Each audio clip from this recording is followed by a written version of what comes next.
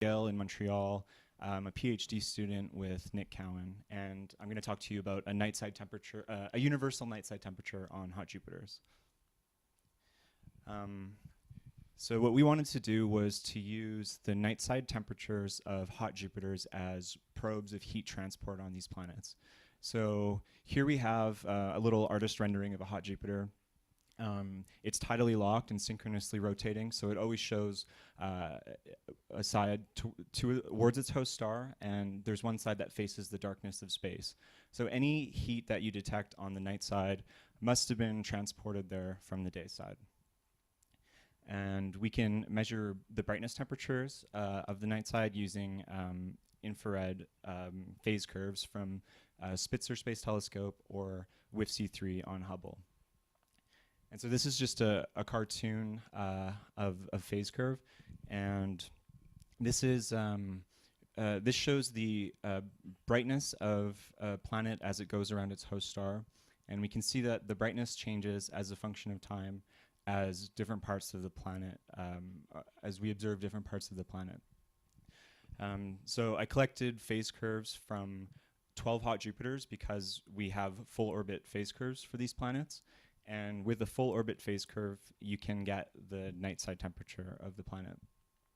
So this is an example of a phase curve for a nicely behaved planet called HD 189733b, which is pretty beloved. So this shows the two full orbit Spitzer phase curves at 3.6 and 4.5 microns. And this is the brightness of the planet as a function of orbital phase, where I've reflected the orbital phase around the axis. And this, so if you assume that the planet has a sinusoidal brightness map, because we use sinusoids to fit the phase curve, you can invert the phase curve to get a longitudinal brightness map.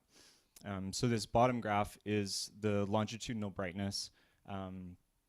And yeah, so using these longitudinal brightness maps, you can use Planck's law to invert them and get brightness temperatures.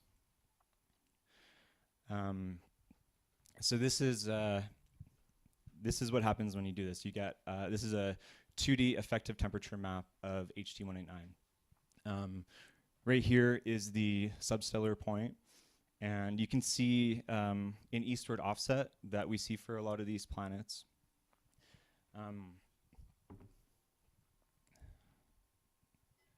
So HD 189 is pretty well behaved, but there's some planets that have weird phase curves. So this is an example of HAT P7b. So its 4.5 micron phase curve is just fine. It's positive, but its 3.6 micron phase curve goes negative on the night side, and it's negative to more than 1 sigma. So this is a problem because when you try to use the Planck law to get a brightness temperature, it's undefined. So this is this gives you an unphysical brightness. So when I do this in the big Monte Carlo that I wrote to do this, I reject any phase curve draw that gives me a negative phase curve. The alternative is just to reject the phase curve or to doctor it in some way by zeroing out the negative parts, which we did in a paper, but I think doing it in a Monte Carlo like the way we did it is sort of a compromise between those two extremes. The second case is it turns out you can have a positive phase curve that when you invert it to a brightness map, the brightness map is negative. And this is because of the viewing geometry. And so when you integrate this, you're adding positive parts of the phase curve and negative parts. So you can have a positive phase curve because the negative parts are balanced by the positive parts, but it's unphysical to have a negative brightness distribution. And so these planets aren't as bad because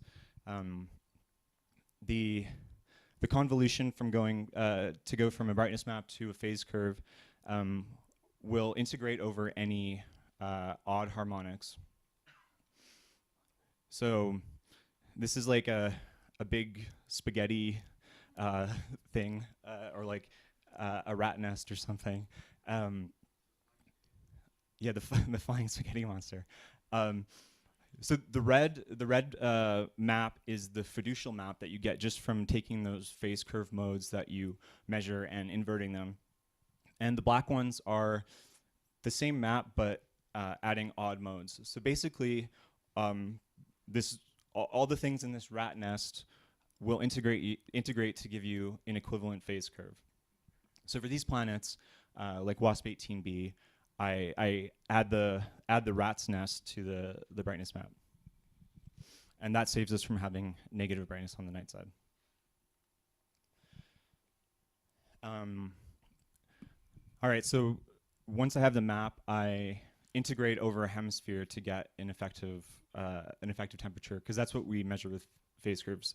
So you can use the Stefan-Boltzmann law, sigma t to the fourth, and just add up the flux over a hemisphere and then get an effective dayside temperature. So when you do that for the 12 hot Jupiters, you find a trend that the dayside temperatures go up basically linearly with stellar irradiation. So this is increasing stellar irradiation on the horizontal axis. But when you do it for the night side temperatures, you get a flat trend. So for the 9 coolest planets, which we're calling typical hot Jupiters, the night side temperatures are all around 1,000 Kelvin. But the ultra hot Jupiters have increased night side temperatures. And these ultra hot Jupiters are planets that are thought to have hydrogen dissociation on the day side and subsequent recombination towards the night side, which is another way of transporting heat to the night side. So I wanted to see if we could explain this with any atmospheric dynamic models. So the first one I used was developed by Nick Cowan originally, and it was framed as a competition between 2 timescales, a radiative timescale and an advective timescale. Oh, yeah, I have some animations here. I just learned how to do that on PowerPoint. And then it was updated by Taylor Bell to include the effects of hydrogen dissociation and recombination for ultra-hot Jupiters. And Taylor has a really cool poster where he talks about this, so you should go look at it. And then I take the model and I like rejiggered it so I could fit the night side temperatures. And when I do this, I get a pretty decent fit using the model. It predicts a little bit more variance than we observe, but we get a chi-squared per datum of 1.3, which means it's a pretty decent fit. The next model I used was one from Tad Komacek, who's also in this room and is going to talk in this session. And it takes basically the same physics from the energy balance model, but adds newer physics, or not newer physics, but additional physics, like gravity waves in the atmosphere, or gravity waves and magnetic drag in the atmosphere, and also hydrogen dissociation and recombination. So even though this model has more physics and should do a better job of predicting the night side temperatures, we get a worse fit. We get much more variance than observed and predicted with the other model.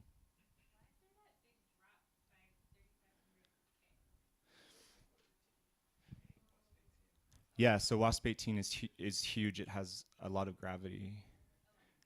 Yeah, it's like 10 Jupiter masses or something. Yeah. So the energy balance model is a better fit, but we don't expect it to be a better fit because it's much simpler, and it implies that the planets all have the same wind velocity, which we don't expect.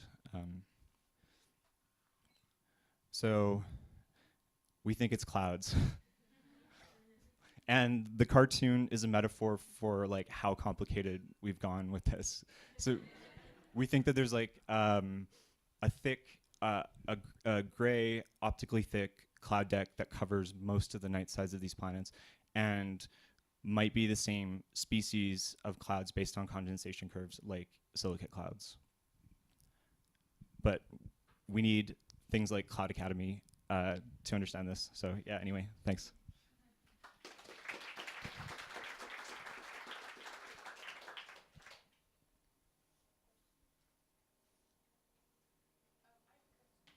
Yes.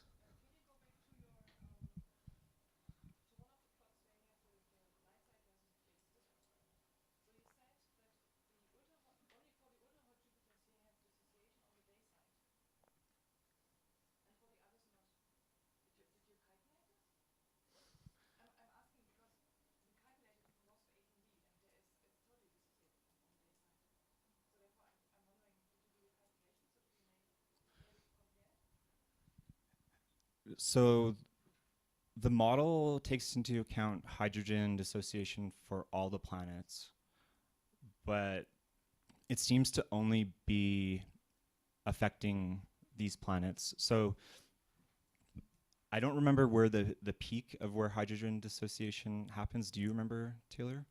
So it's an issue with how much of the day side is completely dissociated. So if you dissociate the whole day and you have sufficiently strong winds, then you get it far enough on the night side to warm up the night side. But if you only dissociate the substellar point, then it recombines towards the limb and doesn't heat up the night side at all. Yeah. They all will as They, a function. it just won't be as significant. So if this one actually has two different models. So the blue one has hydrogen dissociation, and the pink one doesn't. So we do see some increased heat transport with that model, but it doesn't seem to be significant.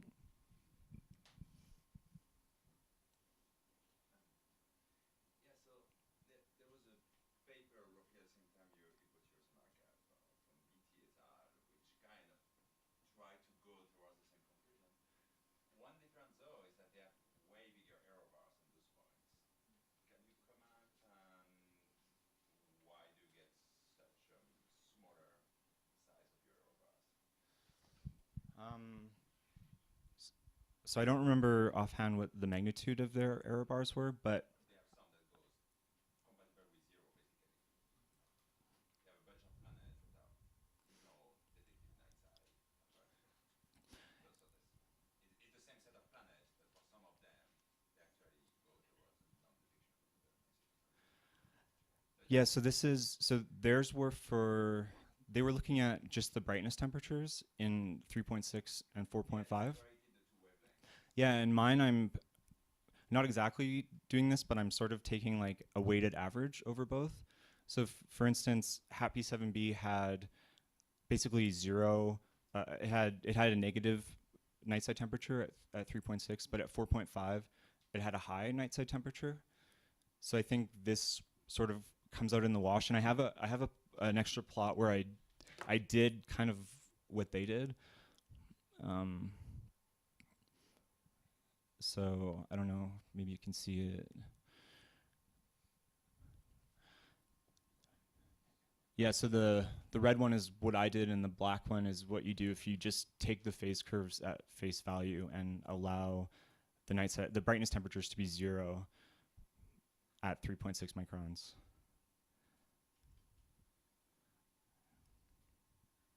I don't know. I hope that makes sense. It's still bigger in the BT, so I don't know. There must be some difference in the way you apprehend uncertainties on the phase curves. Okay, I'll have to look into it to make sure it. Think about it. Yeah. Okay. Thanks.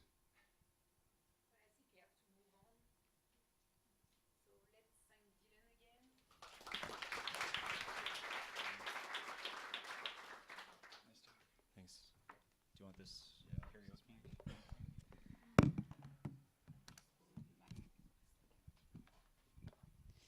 And the next speaker is Komacek, vertical tracer mixing in hot Jupiter atmospheres. All right, great. Thank you. So now I'm going to talk about how clouds are mixed in hot Jupiter atmospheres and tell you how maybe vertical tracer mixing could change the story a bit that we just heard, but I won't talk about that in too much detail. So basically, I think that aerosols are, this is beyond, ubiquitous in hot Jupiter atmospheres. And this is kind of just following up on what Dylan just said. And I'll provide 2 more reasons that I think aerosols are ubiquitous in hot Jupiter atmospheres. So first, transmission spectra show that there are Rayleigh scattering slopes and diminished molecular features in the near infrared. And these are evidence for haze and clouds in hot Jupiter atmospheres. And additionally, there's visible light phase curves from Kepler that show a ubiquitous westward offset for cooler planets, which is exactly the opposite of the offset that we see in the infrared of hot Jupiters. And so people think that this offset in the infrared is due to advection of heat pushing the hot air downwind, and you see this hotspot offset in the eastward direction. But Kepler phase curves show the exact opposite thing, where you have an offset in the westward direction. And the explanation for this is that there are clouds on the western limb. And so essentially what's happening is the clouds are reflecting the incoming visible light. And so then if you basically add up the amount of emitted flux in the Kepler band and the amount of reflected flux in the Kepler band, and you total it up, you find that the total flux in the visible ends up being a westward shift. And so this is evidence from observations that there are clouds in hot Jupiter atmospheres, and there's also been quite a bit of modeling work showing that we expect clouds in hot Jupiter atmospheres, and also that clouds in hot Jupiter atmospheres should have a very large spatial inhomogeneity. And so here I'm showing this from both GCM simulations with a prescribed settling cloud. So this is essentially a passive tracer that's just following the flow and is prescribed to settle at a given rate based on its particle size. And then here, this is a simulation including fully coupled radiatively active clouds using Christian Helling's model in GCM. And you can see that both of these models predict that the cloud distribution should be very much spatially inhomogeneous. And additionally, you can see that they both predict that there should be this depletion of tracer at the equator. So we expect less clouds at the equator in hot Jupiter atmospheres and more at higher latitudes. And so to try to look at this in a bit more detail, Xizong recently developed some basic analytic theory for tracer mixing in hot Jupiter atmospheres.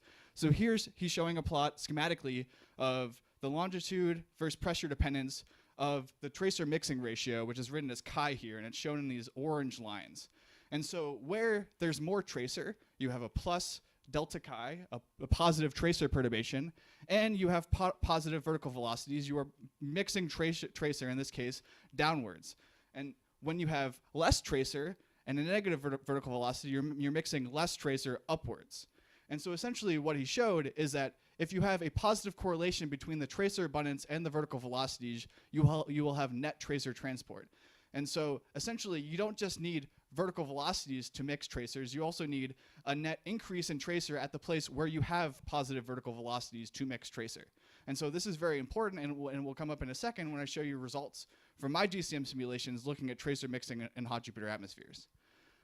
And so what I did is I ran a large suite of GCM models varying relevant parameters that change the circulation, so how much incident stellar flux the planet receives and how quickly the atmosphere is damped by drag. And so the damping in the atmosphere, as Dylan alluded to, is unknown for hot Jupiter atmospheres. It could be due to MHD or due to shear instabilities or some other effect. But I just ignored that and basically set a free drag parameter and varied it over about 5 orders of magnitude. So that's about how unknown it is. And so these are results for the vertical velocity from these simulations at the equator as a function of longitude and pressure. And I'm varying the drag time scale from 10 to the 6 seconds to no drag at all, infinity. And I'm varying the equilibrium temperature from 1500 Kelvin to 2000 Kelvin. And so you can see that there's a clear change in the flow regime as I change these parameters. When there's weak drag, we have a strong equatorial eastward jet that produces this hotspot offset we know of in hot Jupiter atmospheres. And with this equatorial jet, we end up getting strong downward flow, shown by the blue, basically in places where the jet is slowing down. So where the jet's slowing down, that's inducing convergence in the flow, and that makes the flow go downwards, basically because it has nowhere else to go. And the red is showing where the flow is upwelling. And essentially what's happening here is the jet is speeding up at these regions. And when the jet is speeding up, you need to basically fill in the gaps in the air where the jet is moving away from. And this induces divergence, which induces upwelling motions. And so you have this pattern, this kind of columnar flow regime with downwelling and upwelling and downwelling up and upwelling as you go around the planet in longitude. Meanwhile, when you have stronger drag, 10 to the 6 seconds or so, you kill off the jet completely. And when you kill off the jet completely, the only thing that drives the flow is this huge day to night temperature contrast in hot Jupiter atmospheres that Dylan just showed occurs. And when you have this huge day to night temperature contrast, essentially the flow is just flowing straight from day to night. And what that means is then you have divergence on the day side, and this divergence on the day side induces upwelling. So you see upwelling throughout almost the entire day side of the planet. And then you have convergence on the night side, which induces downwelling on most of the night side of the planet. And so the question is how does this strong change in flow regimes from super-rotating to day and night affect the tracer mixing in the atmosphere? How does it affect the cloud formation? And so here I'm showing you the tracer mixing ratio high up in the atmosphere at a millibar pressure for these simulations. And note that this is on a log scale. And so here I'm showing that the tracer mixing ratio in our simulations varies by about 3 orders of magnitude as you increase the drag strength and change the character of the flow. And so if there's weak drag with equatorial superrotation, you have 3 orders of magnitude smaller tracer mixing ratio than if there's stronger drag. And note that this is kind of, if you think about it at first, it's kind of a paradox, because in these simulations with weaker drag, the wind speeds are actually much, much faster than in these simulations with stronger drag. And so one would expect a priori that the mixing should be more efficient. But what's actually happening is in these simulations with weaker drag, because of this columnar flow regime, if I let a particle go on the day side and transport it to the night side, it will go up, then down, and up, then down, and up, then down. And so it won't have a very large net displacement in its vertical position. Meanwhile, if I let a tracer go in this case, and it's on the day side, it'll essentially just go up and up and up as it's transported from day to night. And so it will have a very, very large displacement as it's transported from day to night. And so vertical mixing in hot Jupiter atmospheres is very, very sensitive to the drag strength, which is a completely unknown quantity. Yeah. Okay. And so next the question is can we explain what's going on with vertical mixing with some simple analytic theory? And so to do this, essentially I developed a simple analytic model for wind speeds. And so the basic idea is that you have this huge day to night pressure gradient in hot Jupiter atmospheres driven by the huge day to night temperature contrast. And so this day to night pressure gradient, as I just showed, forces very strong winds in the atmosphere. And so the idea is we can link this theory for day night temperature gradient that Dylan just very nicely, there you are, introduced, to the wind speeds in the atmosphere. And so I'm going to kind of re-explain what Dylan just explained to you about this theory for day night temperature contrasts. And so just to take a step back, right, in radiative equilibrium, hot Jupiter should have huge day-night temperature contrasts, right? If the planet was in radiative equilibrium, the day side would be extremely hot and the night side would be extremely cold. But in reality, this huge day-night pressure gradient drives really vigorous atmospheric circulation with kilometers per second winds that acts to erase these temperature contrasts. And so what I did is basically develop a simple analytic theory for how this day-night temperature contrast should vary with planetary parameters. And there are 3 main ingredients in this theory. Essentially what it's doing is it's taking the dynamical equations of motion we use for GCMs and kind of scaling them to get characteristic solutions for the wind speeds and day-night temperature contrasts of the planet. So it's kind of like a large-scale scaling theory from the basic ingredients of GCMs. And the ingredients are, first, the momentum equation. And so this is telling you how the day-night pressure gradient relates to sources and sinks of momentum. So this is like advection or drag or the Coriolis force. Then the next step is to scale the thermodynamic energy equation, which is relating the day-night temperature gradient, essentially the radiative forcing, to the vertical entropy advection term in the atmosphere. And this comes from tropical meteorology, and I won't get into it in detail. And then the third part is linking the day-night pressure gradient to the day-night temperature gradient, which essentially comes from manipulating the hydrostatic equilibrium equation and the ideal gas law, right? Pressure and temperature are related, so you can relate these two. And then what you get from this is a prediction for how the day-night temperature contrast varies with planetary parameters. So this unknown drag strength, the rotation rate, the rate of relaxation rate, the gravity, things like that. And that's what Dylan was just showing you. And so then, now let's take a step back and go back to this prediction for vertical velocities. So we can use this prediction for day-night temperature contrasts and kind of invert it to get a prediction for vertical velocities as a function of planetary parameters. And so doing this, here's a comparison between the vertical velocity averaged over the planet at 80 millibars between the GCM on the left-hand side and the theory on the right-hand side for varying drag time scale from 10 to the 3 seconds to no drag all the way up above the plot, and vary equilibrium temperature from 500 Kelvin to 3000 Kelvin. And so this is 36 different GCM simulations varying these parameters. And on the right-hand side, I'm comparing it to theory for the vertical velocity that I just described. And you can see that the theory and the GCM both predict that the vertical velocities should increase with increasing equilibrium temperature because there's stronger forcing to drive stronger winds, and decreasing drag because there's less drag to damp the flow.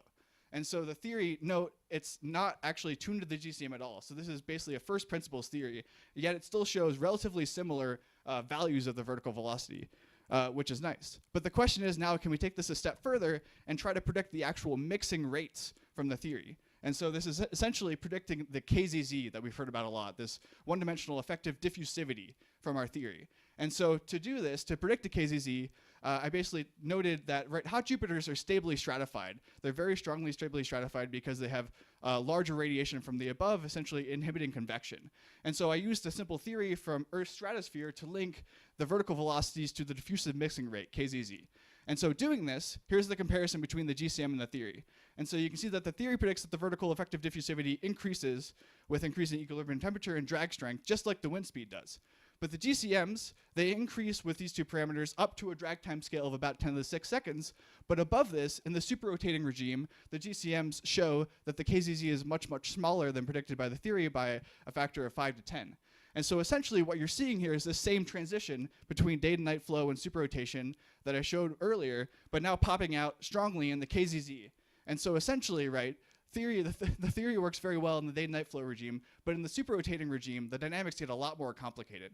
And so one needs basically GCMs to really predict the mixing rate in this regime. And so I'm just going to leave my conclusions. They'll take a second to load. Thanks.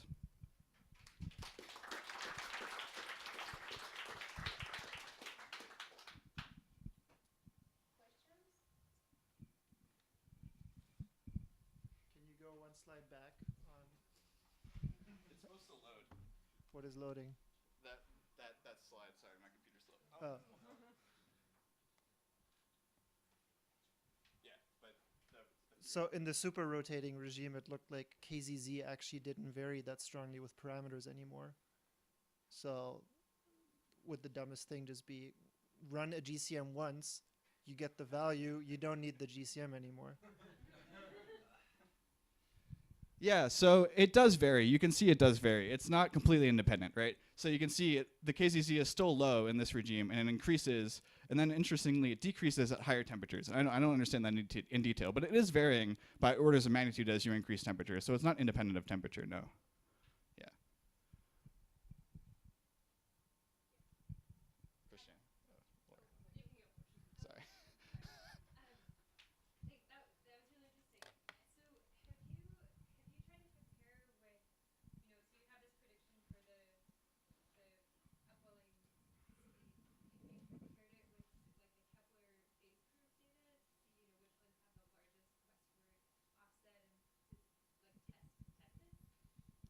No, so I think the westward offset thing from Kepler phase curves is more driven by how cold the western limb is. And so what's happening there is the colder the western limb is, the lower the temperature is, so you can more easily condense those metals, those minerals that are condensing in hot Jupiter atmospheres. So that's really driven by, it's really a temperature trend. Vivian showed this in his paper. So essentially what you can see, if you plot the Kepler phase curve offset as a function of temperature, the most westward planets are the coolest ones, and then they get closer and closer to the substellar point, and then actually the hottest ones then show an eastward offset. And so then you're seeing essentially what's happening is the emitted flux from the planet is now dominating over the reflected light. And so there's a really nice trend in the Kepler phase curves that kind of shows you where clouds stop mattering. Yeah.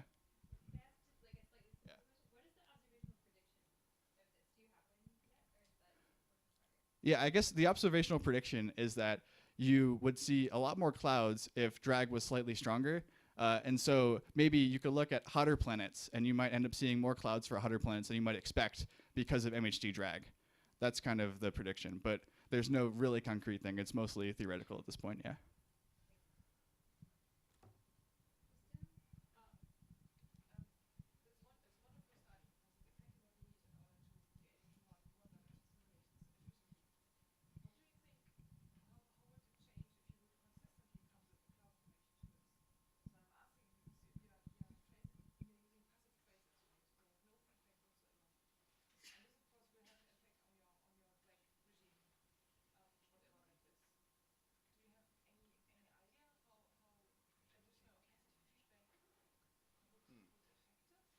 Yeah, I don't think the basic regime transition would be affected by the radiative feedback. That's really just affected by, if you have a lot of drag, you're going to completely damp the winds, and then it'll totally change the characteristics of the atmospheric circulation.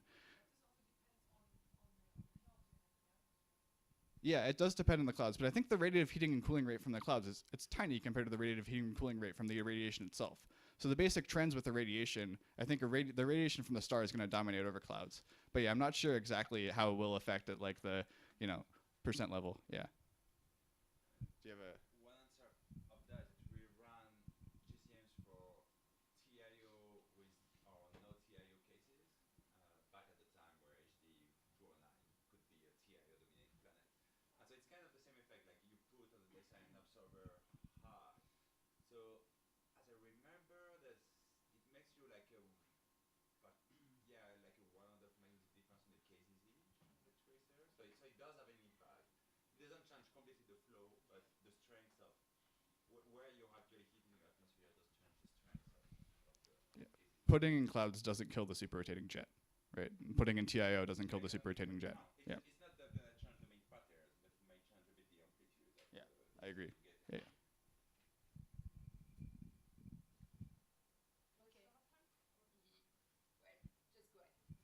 Yeah, I was just wondering because, like, even GCMs where you have a super rotating jet at very high pressure, at high levels in the atmosphere, you get basically an H dipole still. So, would the KZZ be much larger in those areas there, at least according to your theory, or does it just depend on whether you get a jet at all or not? Yeah. So in hot Jupiter atmospheres, the KZZ increases with decreasing pressure, and that's essentially what you're seeing there is this transition.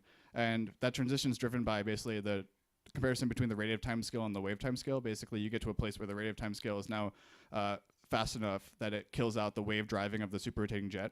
And so, yeah, you essentially see that transition with decreasing pressure, increasing height. And Vivian kind of showed that when he ran a bunch of GCMs for HD 189 with varying tracer.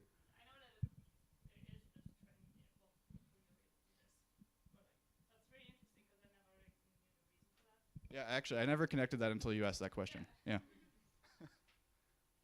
All right, let's move on.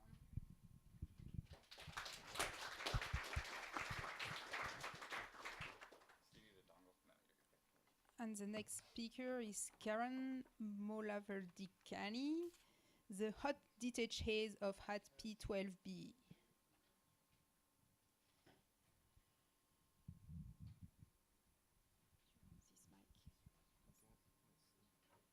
Whatever you prefer.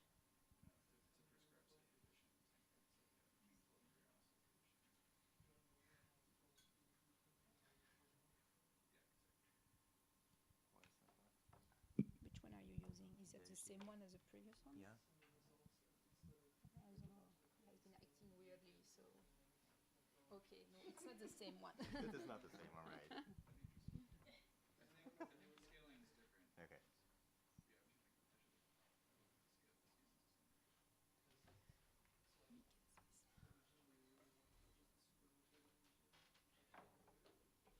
Okay. Well, what's this one over there? That's like, This one? yeah, it seems that it's, you see, it's not connected. It is connected. I think you have to connect it over there. This one? No, this one goes Oh, I see. over there. Right. What happened?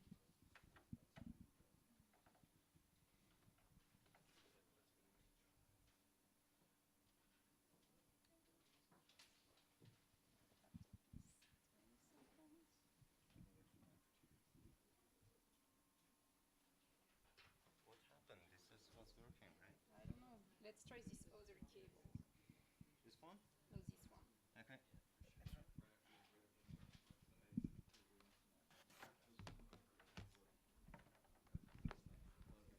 Yes. Yeah. Okay. Finally. This cable is going. Yeah. Oops. I have to stay You need here, this, I no. guess. All right.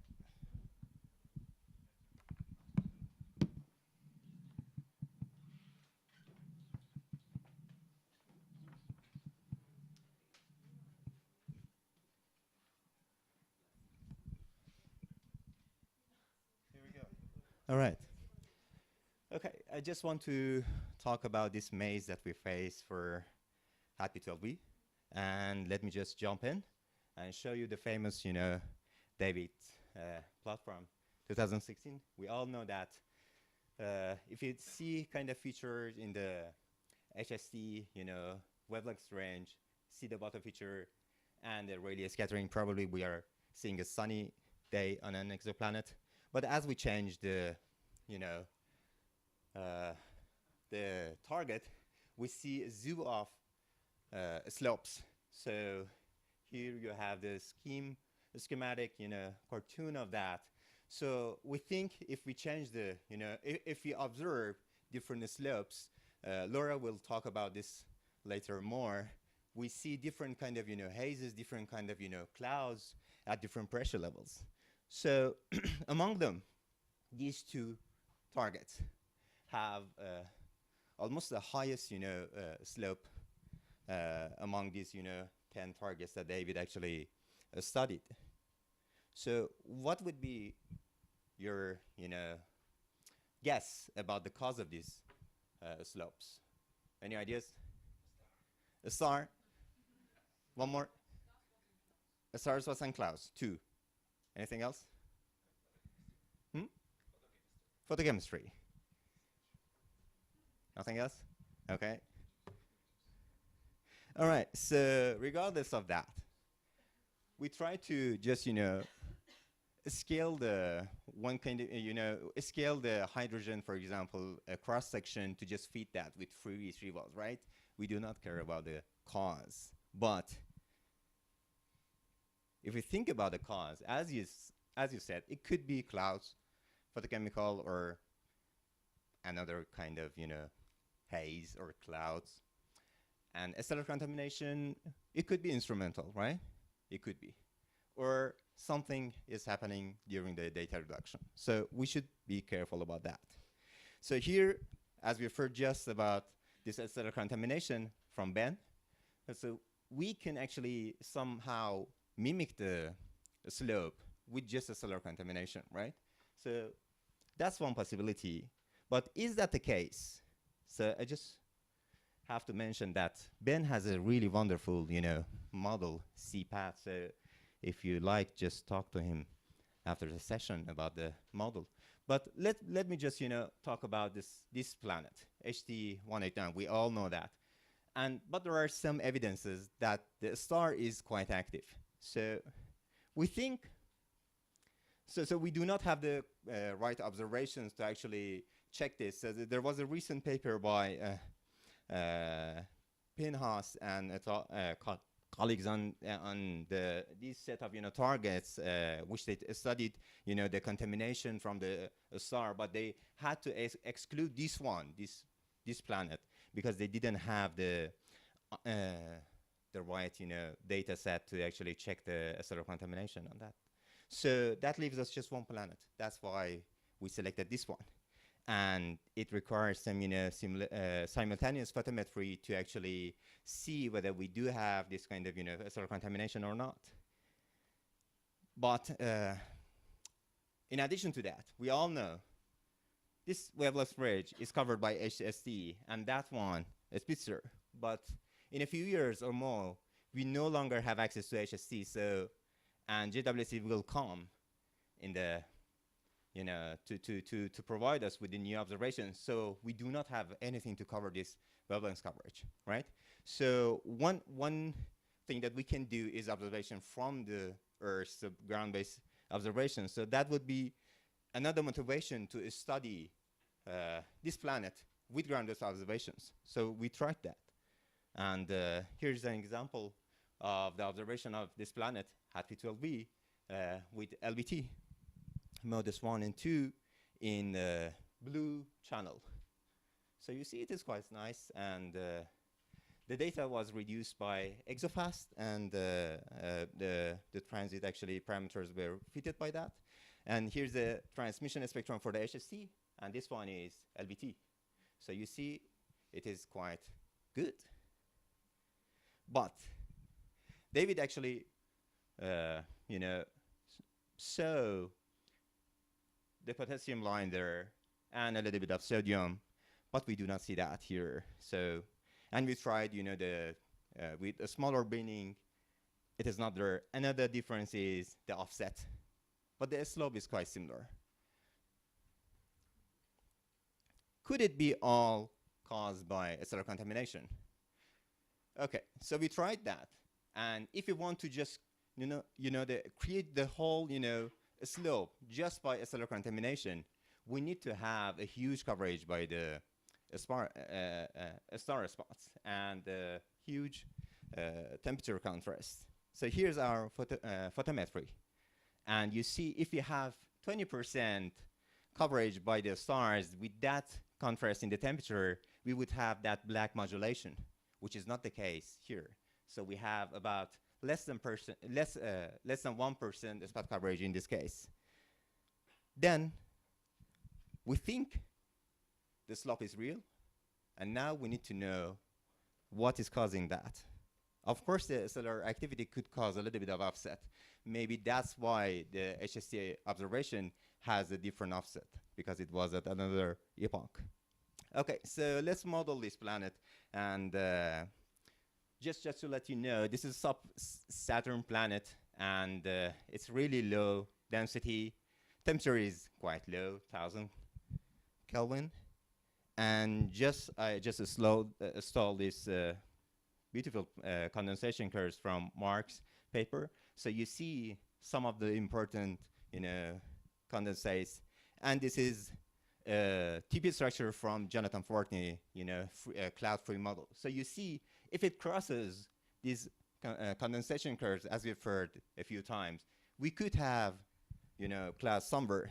And I just want to highlight the photosphere of the planet, the spectral highlight part. So it is quite sensitive to what we are choosing as a metallicity, and or CO2 ratio, surface gravity, exact surface gravity. So it could be quite sensitive to Na2S and KCl. So that's why we put these two as the opacity sources for the clouds, as well the MgSiO3. And okay, so for the first approach, we just assume the effective temperature of the planet is the equilibrium temperature of the planet, and we try to do this self-consistently with petticoat. And here are the three parameters: so metallicity, CO2 ratio, Fset, as we've heard, and the size distribution particle, the width of the size distribution particle, and we put another offset in the code to mimic possible contribution from the stellar contamination, as well different reference pressure that might be not the case in this planet. So here is a corner plot. You see metallicity is around half, CO2 ratio around solar, Fset is quite low, and we are facing a monodispersed kind of size dispersion here. But this is what we get. So it fits well for the water feature. It fits well for the Hsc and Spitzer, photometric points, but it does not quite well for the slope that we have, is it? I don't think so. Okay, so so maybe since it's a transmission spectra, we are having hotter region of the atmosphere rather than choosing a equilibrium temperature for that. So we should go for hotter and higher scale height kind of simulations. So we try to make the temperature free. Here's the corner plot. It's a little bit hotter. Okay, it's a good sign. But the same thing.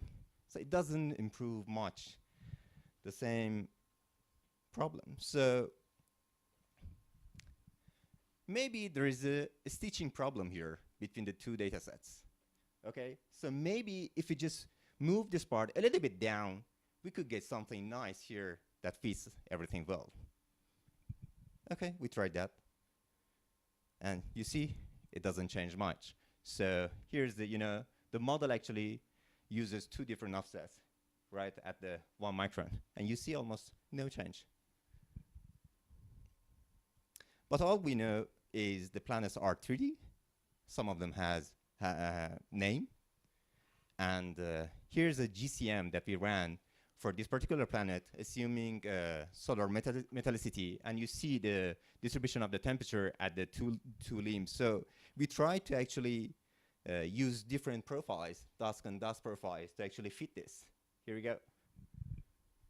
No improvement. All right, so we thought maybe we should separate this by wavelengths.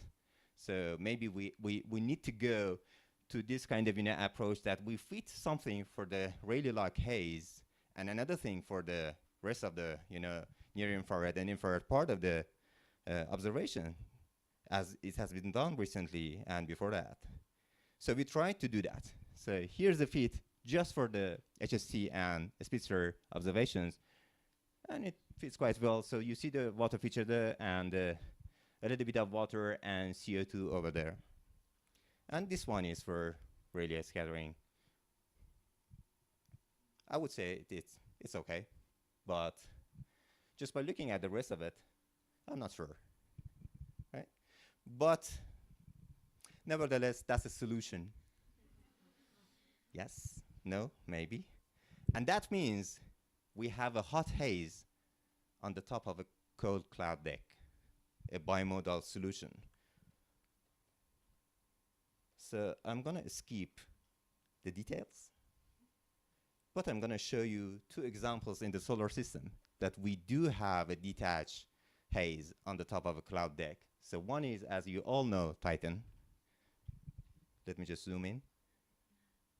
And you see those two, right? The reason is totally different, okay? But that's a case that we do see. Another example is Venus. And you see when we go to the higher phase curve, phase angle, the contrast changes. So the contrast goes down between the dark patches and the bright patches. And that means something is with low opacity is at the upper atmosphere. So as we go to the higher phase angles, we actually probe, just graze the atmosphere. We are not going into the deeper part. And this is a phase function that we get. That's the albedo, and that's a phase angle. So you see, it just picks there, and that's sort of a forward scatter, effect. So we can simulate these by what we all know about the Venus, particle mass from Pioneer Venus 70s and 80s. But we cannot reproduce that one, that part that we are interested in, actually.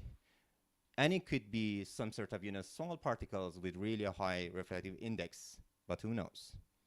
Okay, that just leaves us with the conclusion, which probably we are facing with a bimodal atmosphere, bimodal observation here. And the next step would be to just have a self-consistent simulation with a bimodal, assumption to see whether we actually can get a spectra that actually can cover both Rayleigh scattering and the cloud deck. Thank you very much.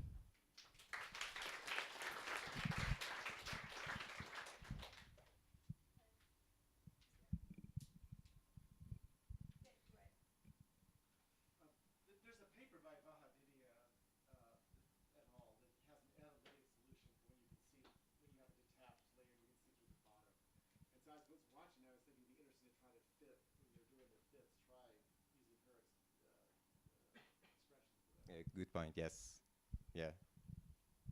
So we just had the time to the simulations.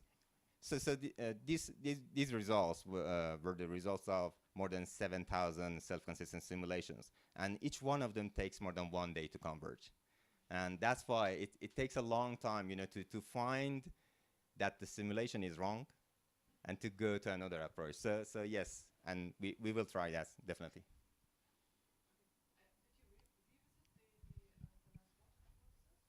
Revisited that?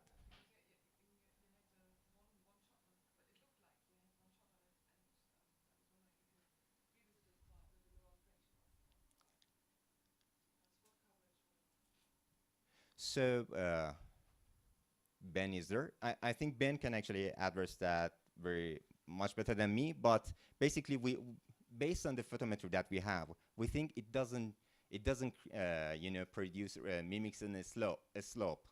But it could actually provide some offset to the spectra, but not a slope. So I don't know how we should revisit that based on the. So we change the the size of the particles and we investigate that with CPAT, and but it doesn't change the outcome. Yes.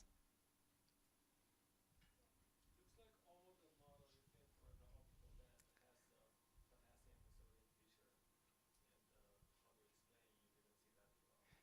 well. Good point. So here's the so we had a recent letter from Kevin Hang on the definition of metallicity, right? So that's a serious matter, and how we should scale things. If we do that as we have done this based on the solar abundances, then we would have some abundance of sodium fixed about scale sodium and potassium in our model. But it is maybe not the case. It might be not the case for exoplanets, right? Maybe we are not having them for some reasons. So yes, but we just scale them. So when we talk about metallicity, we just scale everything with the hydrogen and helium, and that's it.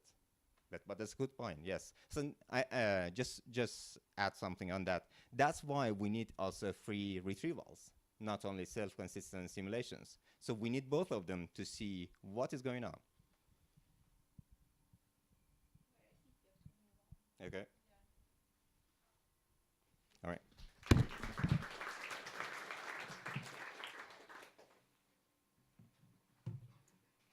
going to switch. Yeah.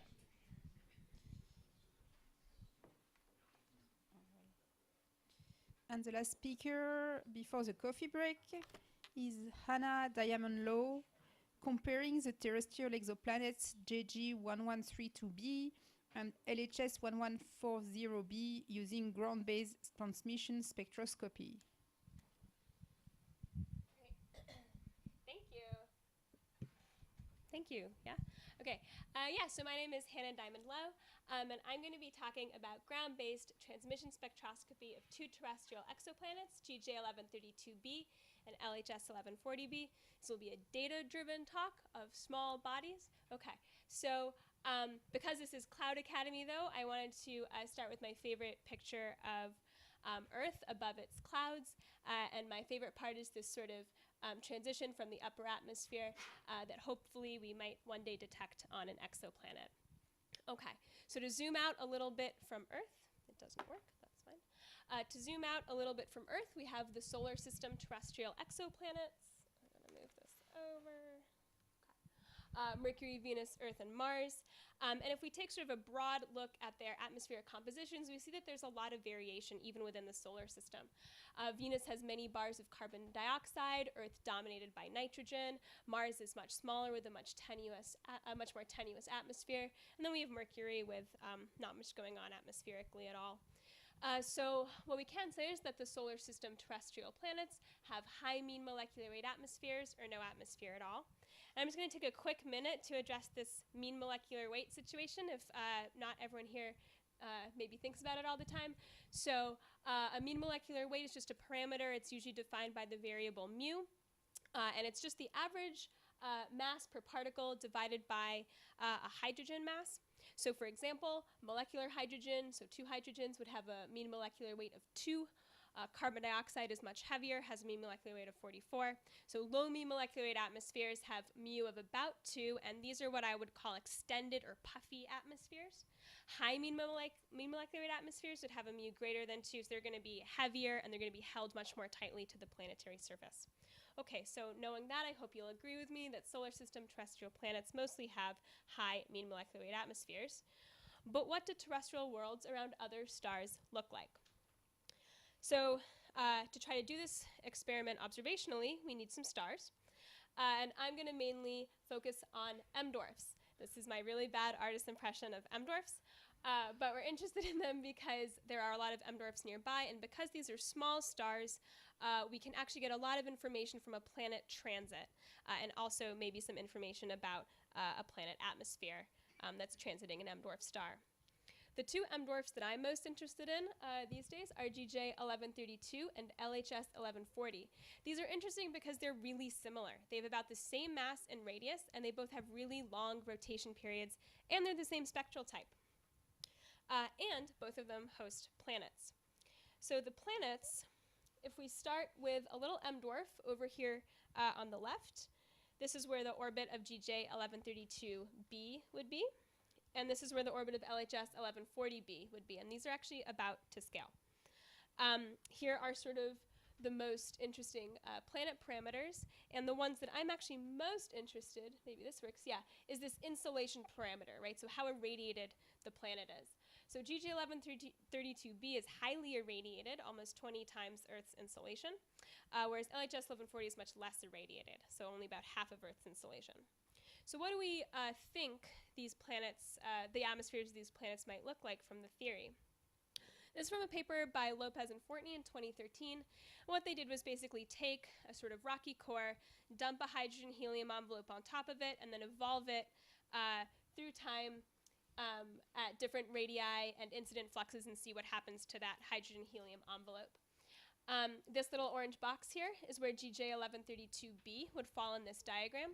So it seems that they had maybe one model run where this planet was able to maintain a hydrogen-helium envelope, but for the most part it ends up in this sort of regime, these sort of brown reddish colors, where the envelope was completely lost and you're left with just a rock. LHS 1140 didn't quite make it onto this plot.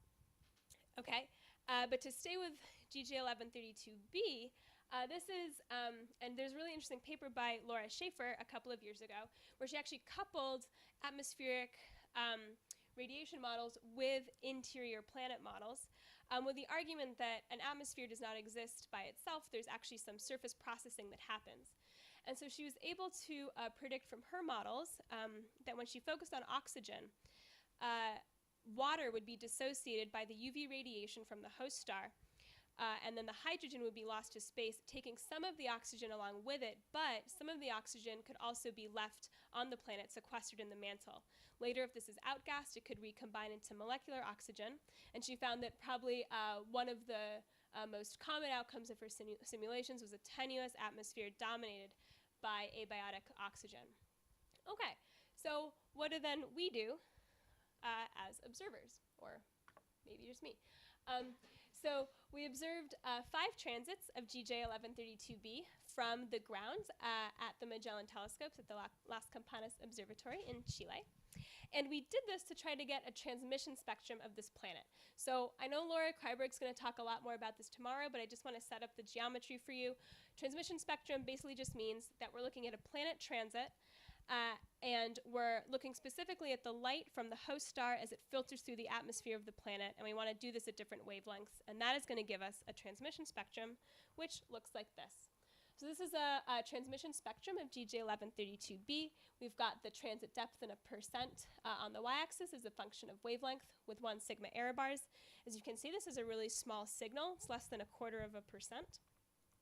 And once we have this transmission spectrum, we want to compare it to some models to see if we can say something about what the atmosphere around this planet might look like. So this is a model generated by Eliza Kempton's open source exotransmit code, which is really great and easy to use. This is a one-time solar metallicity composition atmosphere. The major features, which because this is a transmission spectrum, the features are up, the absorption is up. So there's some methane, water, ammonia, there's a lot of other stuff going on, but those are the dominant ones. And I want to draw your attention to this legend here because I'm going to show a bunch of plots like this. So this is a one-time solar metallicity atmosphere. This is the mu, the mean molecular weight, so it's 2.36, it's pretty low. And this is just the sigma confidence to which we can rule out this atmosphere given the data. Okay, so what if we dial up this metallicity to 10 times solar metallicity? We're still able to rule out this particular atmosphere with the data, but if we dial up this metallicity even farther, we don't do as well. So for 100 and 1,000 times solar metallicity atmospheres, the features really get attenuated and we're not able to say much about them given the data. We also then, of course, compare this to a flat line or a slightly sloped line, and again, our data are consistent with these featureless situations. So the takeaway from this is that from our data, we can rule out a clear low mean molecular weight atmosphere on GJ 1132b. We do the same thing with a hydrogen and water mixture composition atmosphere, where you just have water by volume with hydrogen. And again, we can do pretty well. So sorry, this is the big water feature. So again, we can do pretty well with these 1 to 10% water by volume atmospheres, rule them out fairly confidently. But once we dial up the water, the mean molecular weight gets higher, the features attenuate, and we're no longer able to say very much. But again, this still points to ruling out a clear low mean molecular weight atmosphere on this planet. So I wasn't going to talk too much about this, but since Vicki Meadows brought it up this morning, I'll just say that we can also compare our data to other measurements of GJ 1132's transit depth. So this blue data is the same data I've been showing you before. This green is the photometric Mirth band. This was the Discovery survey. This is the Spitzer 4.5 micron band, both from Jason Dittman's paper in 2017. And as you can see, we don't agree with the Southworth points. These are the photometric bands that we saw earlier. And in particular, we don't agree with this high band at about 0.9 microns that would be considered a water detection. We definitely don't see that. Okay, so moving on, I'm just going to talk quickly about LHS 1140b. This planet, I think, is pretty interesting because it's in the habitable zone of its host star. Frustratingly, for me, it has a fairly long period at about 25 days. This makes it really difficult to observe from the ground. It's just really hard to find nights where the planet is transiting.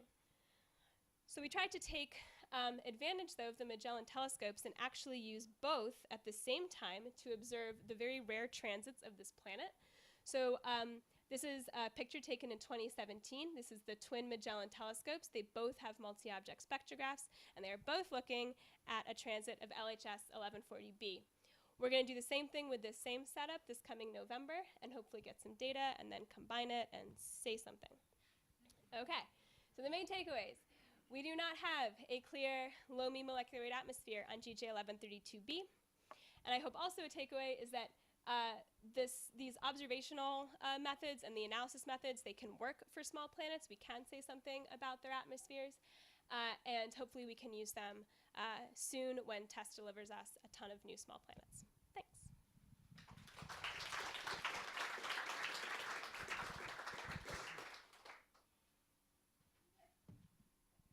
Hey, Nestor. Cool work. Thanks. Really exciting. So in the plot where you show this Spitzer point, it's really offset, right? Yes. Do you have an explanation? Does it include certain contamination? I don't know. Yeah, so, right. So there's a few things we could think about here. There could be some stellar contamination.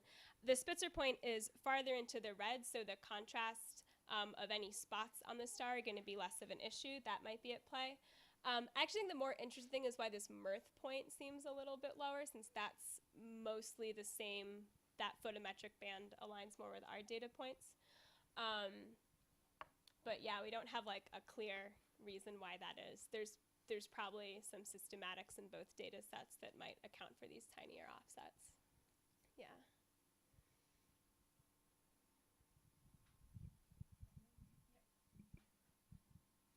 How complete is sort of like the ruling out of hydrogen atmospheres on the rocky planets that we know? So for example, in the TRAPPIST system, have we ruled out hydrogen atmospheres on the outer ones yet? I don't think so for the outer ones. There's a paper by Julian DeWitt that, or I don't remember which, there's 7, I don't remember which ones. But Julian DeWitt used like HST data to rule out a similar low mean molecular weight atmosphere, pretty to like 10 sigma on, I don't know if anyone remembers, was it like, it was a couple of the inner ones, I think. B and C. I think somewhat like less so for D. But yeah, I don't know the literature values off the top of my head. Okay, yeah. Yeah. So I think Laura Schaefer's model for the planet predicts that you lose a bunch of water due to the high UV, so you get a ton of O2 in the atmosphere. Are your observations consistent with a pure O2 atmosphere? The data's not good enough. Okay.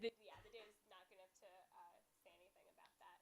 Yeah, sure, but it's also consistent with. Because it's not only time your molecular weight. Yeah, exactly. Yeah, you can't get down to that. You wouldn't even get down to pure like O2 doesn't have very many spectral features, so that would even be difficult for like the biggest telescopes. You'd want to like look for maybe O3 that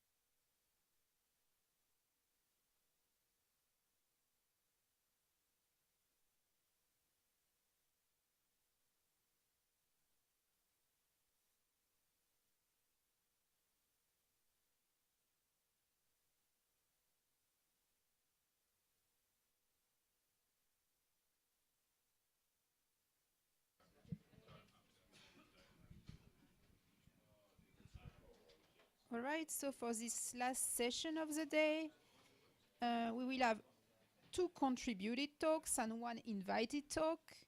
And the first contributed talk will be given by Daniel Koll, Steering Up a Storm, Convective Climate Variability on Tidally Locked Exoplanets. Great. Okay, so hey everyone, I'm Daniel, and I'm going to be talking about clouds on habitable exoplanets. And what I'm going to do is hopefully going to be fun for the rest of you. I'm going to show you some nice movies, and it's going to be hopefully easy to look at. No terrible diagrams. But when I'm going to be talking about clouds in my talk, I don't want you to think about the boring old hazes of something like Titan. Sorry, Titan.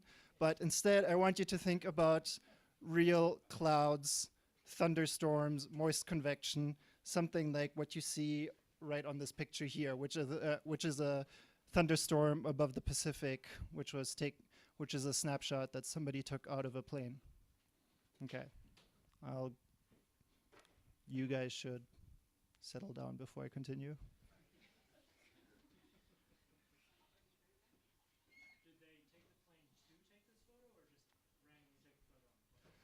I don't know, but I would guess it's a random shot. But yeah, when you're flying back to the US, try to look out of the window. Sometimes you can see this amazing stuff. Anyway. Yes.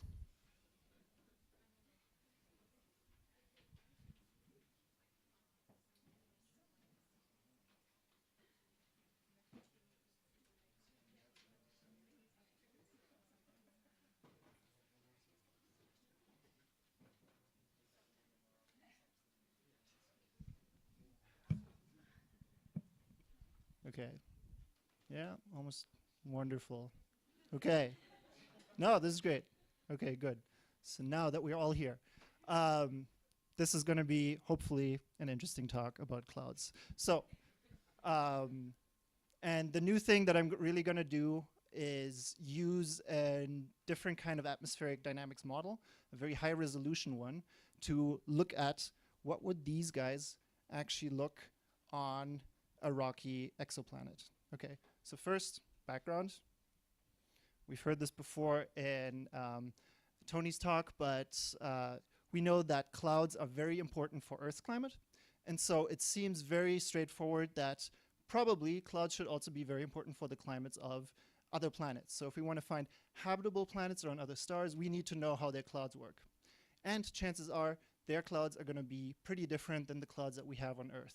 And the basic reason for that is laid out in this cartoon over here, where our Earth is a relatively rapidly rotating planet. And because of its rapid rotation, you can think of that as like everything is essentially smeared out in the east-west direction. And so the low level, like the atmospheric flow that we get near the equator, for example, would be symmetric around this axis, but you would get air moving towards this band here. That's the equator where it's hottest. So air would move in to there where you would, because air rushes in, air needs to move up. So you get convection, and therefore you should get clouds at the equator on Earth. And that's what we see. On an exoplanet, in contrast, we know that many of the planets that we'll actually be able to study in the next couple of years are going to be tidally locked. And so things might look very different there. And there's a very basic reason for that. For smaller host stars, we expect that many of the planets are going to be tidally locked. So because of the different rotation rate, the atmospheric circulation is probably going to look something like this. And so there, this is a sketch of, imagine you have the substellar point here, right in the middle. So it's the hottest part there. The air is going to be rushing in towards a single point, and you should get convection all focused on one single part of the planet. Okay?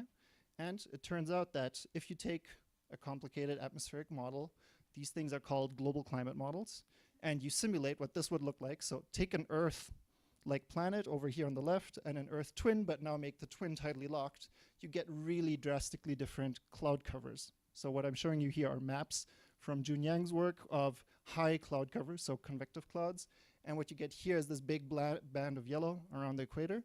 But for a tidally locked planet, what you get instead is, here's the substellar point, and exactly like what we were expecting to happen is that you get this ginormous amount of deep convective clouds covering essentially the whole day side. If this is really what goes on tidally locked planets, it matters a lot because You can think of this as the atmosphere is putting on its own sunscreen.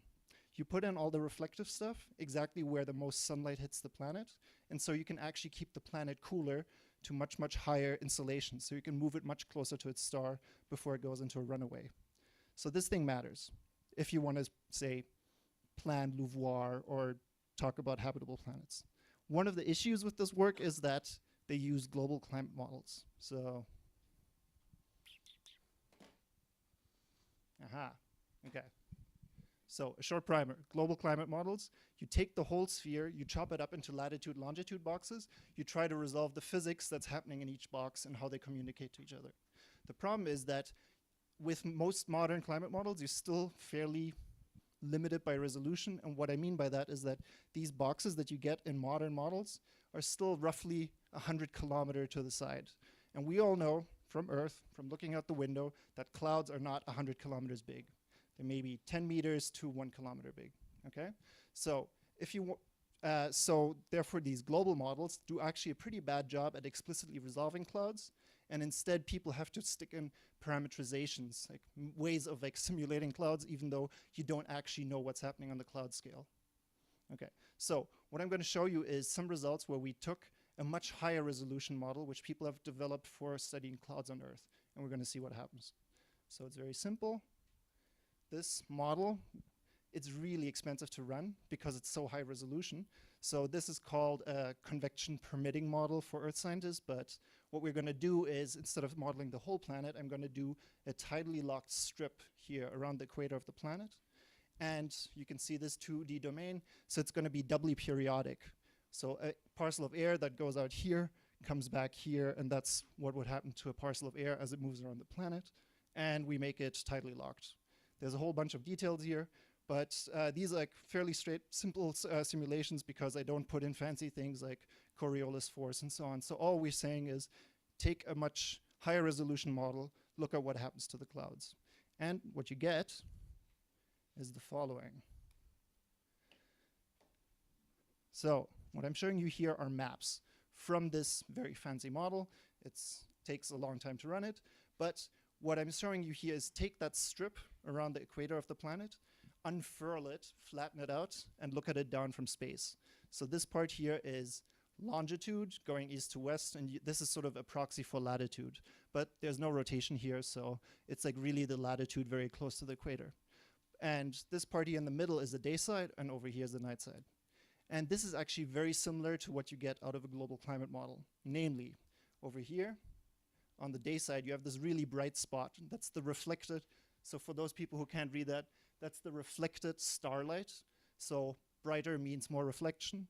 Over here, down here is surface temperature. And these are temperature maps that are also very similar to what you get in a global model. So here you have a hot day side. Over here you have a cool night side. But you know, it's kind of comparable. But now, if you take this model and you run it forward, actually something very interesting happens, namely, the clouds go away, and they come back, and they go away again, and they come back again, and they go away again. Okay, so this is crazy, especially consider that this is the whole day side of the planet. So the clouds all simultaneously decide to disappear, and then they come back again. And up here you have a counter, so this happens roughly every 10 days. Okay, and so over here you can see that similarly, it shows up in the cloud water path, and this is the cloud top temperature, which is sort of a proxy for the planet's emission temperature to space. And so what happens here is that these clouds do something very different than what we expected they would do. They organize themselves. And this is actually something that tropical meteorologists on Earth know about. There's a basic reason for that. I'm going to try to give you like the very rough explanation for it, and it has to do with atmospheric waves. So you can ignore that slide for a second. Just look at me, okay? So if I'm a part of the atmosphere where say air is convecting, air shoots up, it convects, and that convection kicks off an atmospheric wave. It's a gravity wave, right? And so this wave travels over here, and now here, if I'm a moist parcel of air, this gravity wave, what it does, it literally moves me up. And so if I'm close to condensation, the fact that I get moved up by this wave forces me to condense, which produces even more convection. And so that wave actually gets amplified. And what you can see in these simulations that I just showed you is that it's not just random popcorn convection. The whole day side decides to do this at once. So what you should think of is it's a big wave that passes through, it gets to the day side, it yanks up parcels of air, it forces them to convect, and then it travels over to the night side, it comes back to the day side, it makes convection happen again. Okay, so we can test this idea for that being a wave mechanism. And what I'm showing you here is 3 experiments. So we just make the planet smaller, and if the wave speed is roughly fixed, then it means that the period of these wiggles will actually get, the frequency goes up by a factor of 2, so the period gets halved if we make the planet half as big. And so that's exactly what you see here. So for an Earth-sized planet, we get these wiggles near the substellar point. Here we make it half as big, more wiggles, we make it quarter as big, even more wiggles, okay?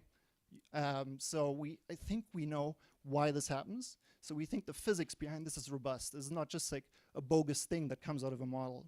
I'm gonna skip over the next part where we looked at it in other global climate models where we actually found something that was pretty similar. So we think this is robust. I'm gonna skip over this, you can ask me afterwards.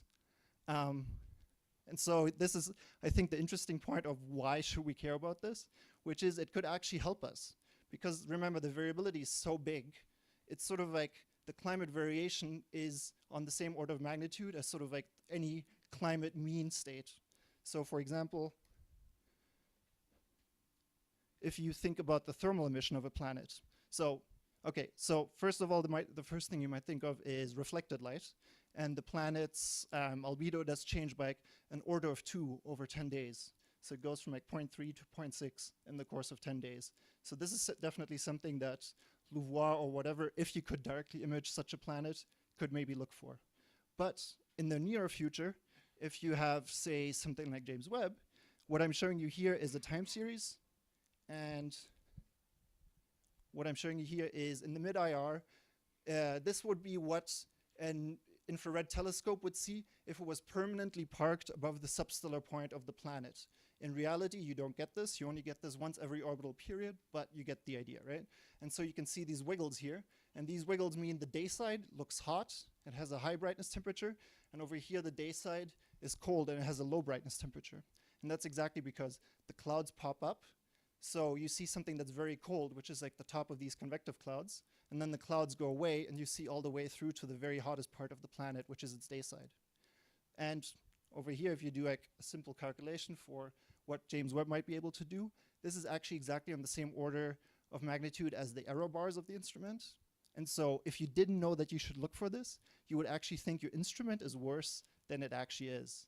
But you might be able to look for this, A, with repeated observations, or B, take a bunch of observations and try to phase fold them onto the period that you think the atmosphere might be oscillating at, right? Because this is a wave process, you can guess from first principles what a timescale should be. So like 10 days, for example, for an Earth-like planet. Okay, and with that, I'm done.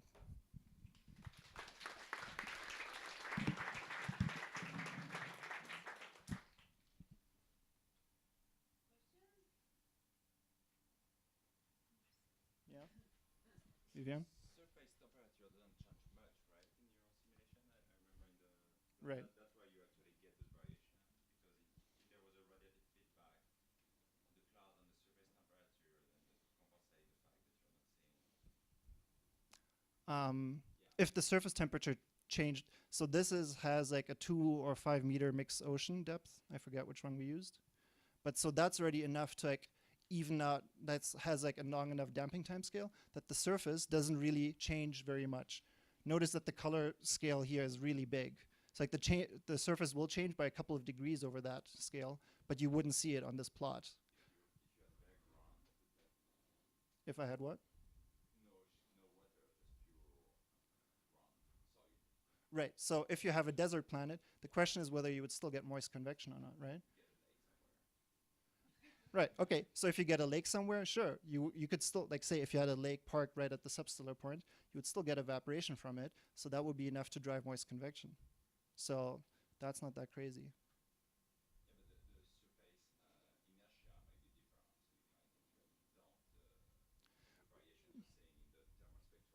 So this is, again, it's like an atmospheric coupling mechanism. It's not really driven by the surface. So what you can do to test that is you can crank up the mixed layer depth in some of these simulations. And if I remember correctly, it doesn't make that much of a difference. Like in sort of like the qualitative behavior. In the details, it's definitely going to matter, but yeah.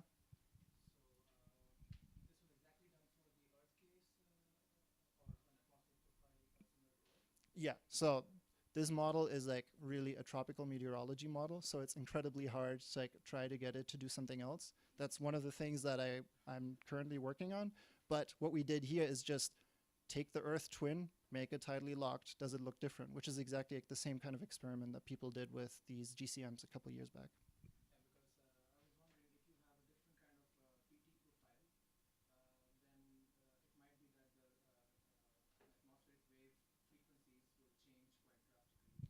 Right. So what I was saying again, if it's a wave time scale, you can predict from first principle what it is. It's going to be sensitive to the details of planetary parameters, but it's not going to be incredibly sensitive.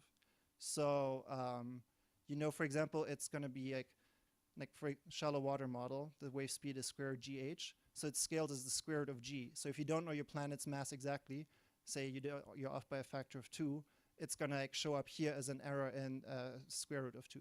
So you're not going to be able to like exactly predict what this is from first principles, but it's going to give you the ballpark. And I think that's like enough. So you said that it's a gravity wave that causes this kind of periodic change across different acts. So how is the pressure dependent on this gravity wave that causes in the 3D profile? So it's like if we see the center one and then if we see the other side on this side, how does the profile change and how they change with the pressure level? So the way I would think about this, so there's many different kinds of gravity waves, right, that get triggered by the convection on the day side. So some of them might be indeed like propagating mainly vertical and then could break in the stratosphere, etc. What I'm saying here is like if you get a deep wave, it's going to mainly like the whole, almost all the air in the column simultaneously is going to be moved up and down again. And so it's going to be roughly barotropic, if that's useful, or I just think of like all the air moves up at the same time, all the air moves down at the same time. So it's like really, it's going to be like a wave mode that like really stretches the entire troposphere. Did you say that the temperature changes are 10 degrees on the surface? So the temperature change on the surface is very little because the surface actually doesn't care that much on time scale of 10 days. But what you can see here is the emission temperature to space. So over here you see this blue blob. That's because you have high convective clouds. And so what you're seeing if you're looking down from space and you're measuring the thermal emission, over here is no clouds, you see the cold night side. Over there, there's lots of clouds. You see the high cloud temperatures. Now if those clouds go away, you suddenly measure, you used to measure something that's very cold, now you suddenly measure something that's very hot. So that's how you can get that huge variation in the thermal emission.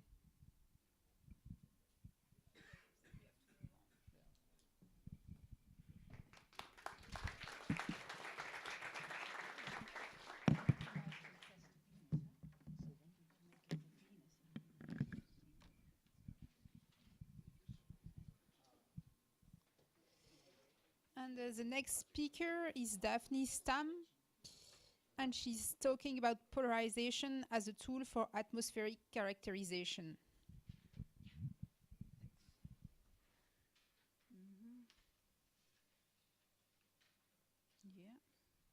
Yeah, I have the time.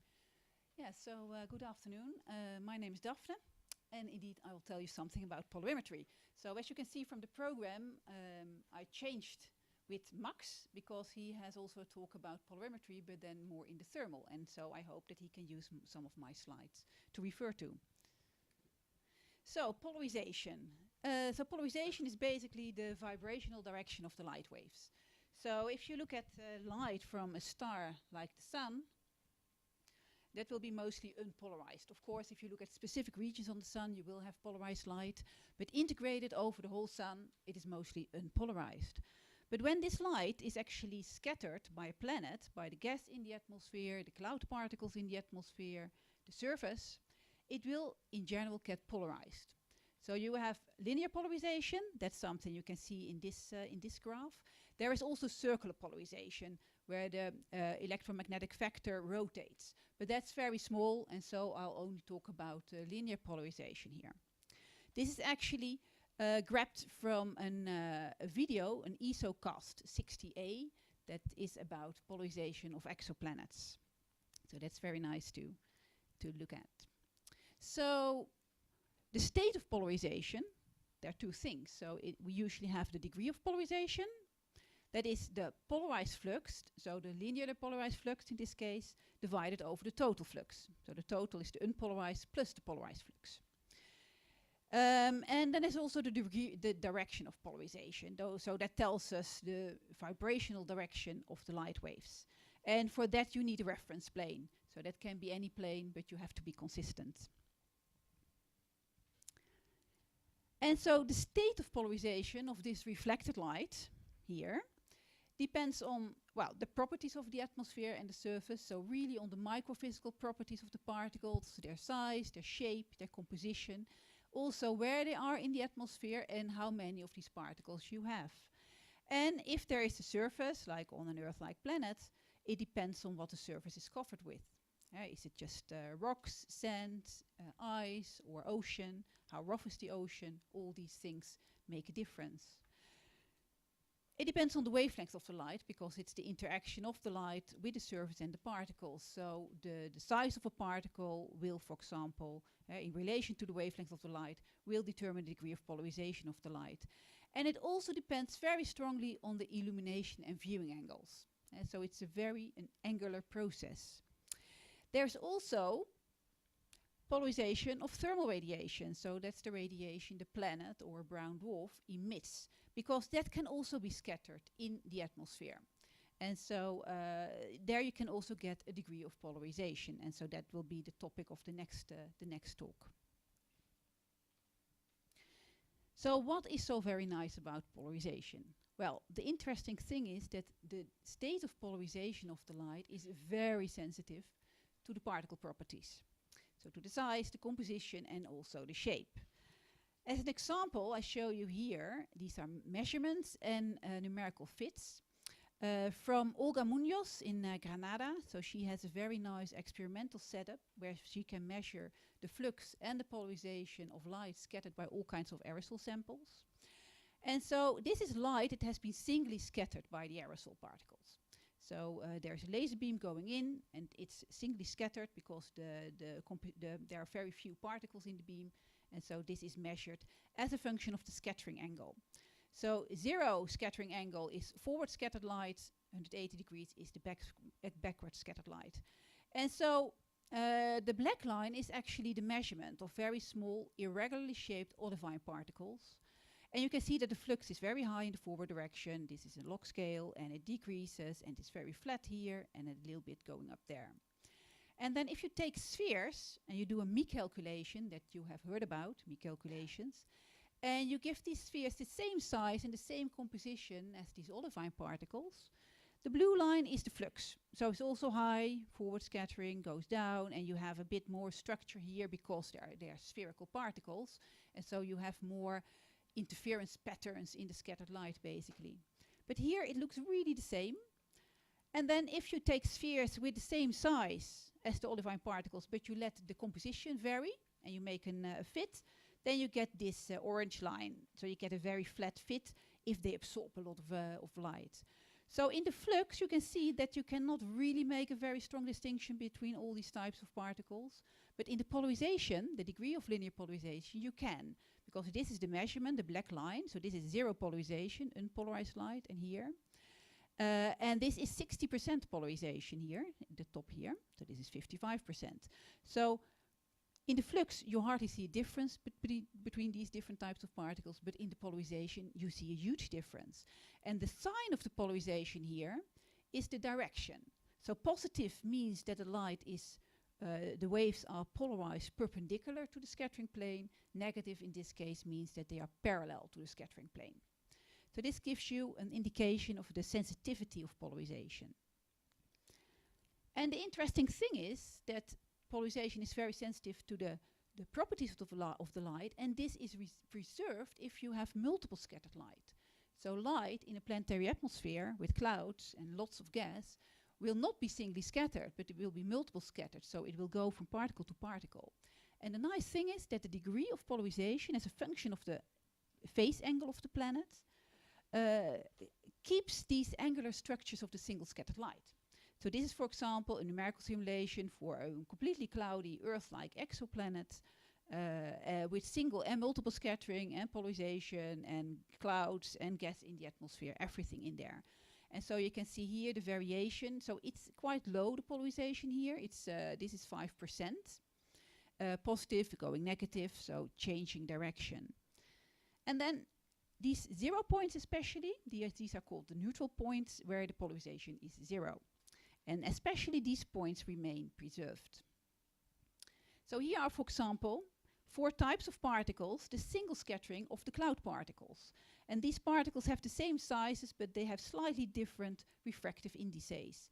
And so from comparing the single scattering to this planet scattering, basically, you can see that particles C are actually the cloud particles. So you can see it if you look at the structure, the location of the maximum, where it goes to through 0, and this location of this maximum over here. Because multiple scattering adds mostly unpolarized light. So it lowers the polarization, but it does not change the angles of polarization. So that's why polarization is so very powerful. And so this is something you were already shown before. This is the classical example of polarimetry, the power of polarimetry. So these were ground-based observations, disk integrated of Venus. So Venus as one dot of light, basically what we expect to see of an exoplanet. These observations were by all different people. So there are different measurements at different times.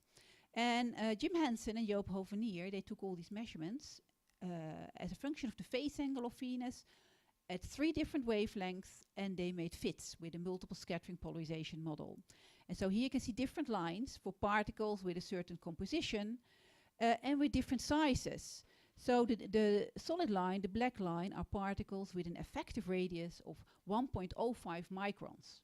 And those fit the measurements. 0.9 microns does not fit the measurements. 1.2 also doesn't fit the measurements. And also the size distribution is very narrow. So it's this was a really nice fit. And also here they had a different wavelengths, 0.99 microns.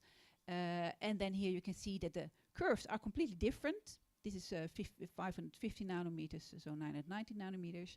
And this is for different refractive indices.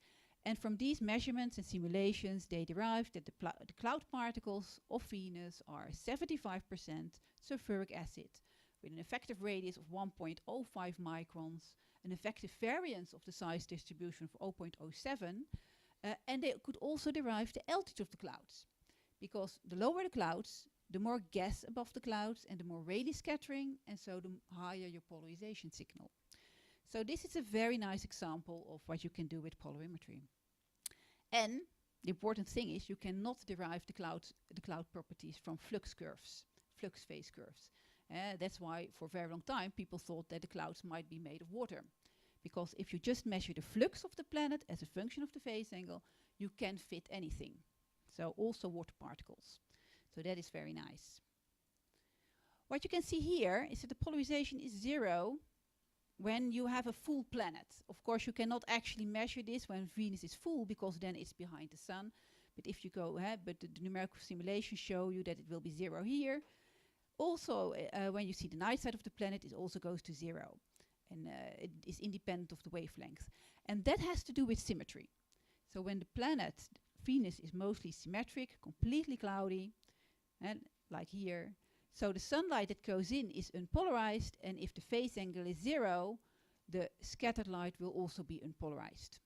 And so this is actually a problem for polarization. That's why it's not very popular. Because if you are sitting on the Earth with your telescope, you can look at Venus and you can observe Venus at almost all phase angles. So you get very nice polarization angular dependencies. But if you look at Jupiter, that's really far away, you can only observe Jupiter at very small phase angles. So all the outer planets are only observable at very small phase angles where the polarization is really low. So that's why polarimetry is very nice for Venus, but it's less nice for a planet like Jupiter if you do polarimetry from the Earth.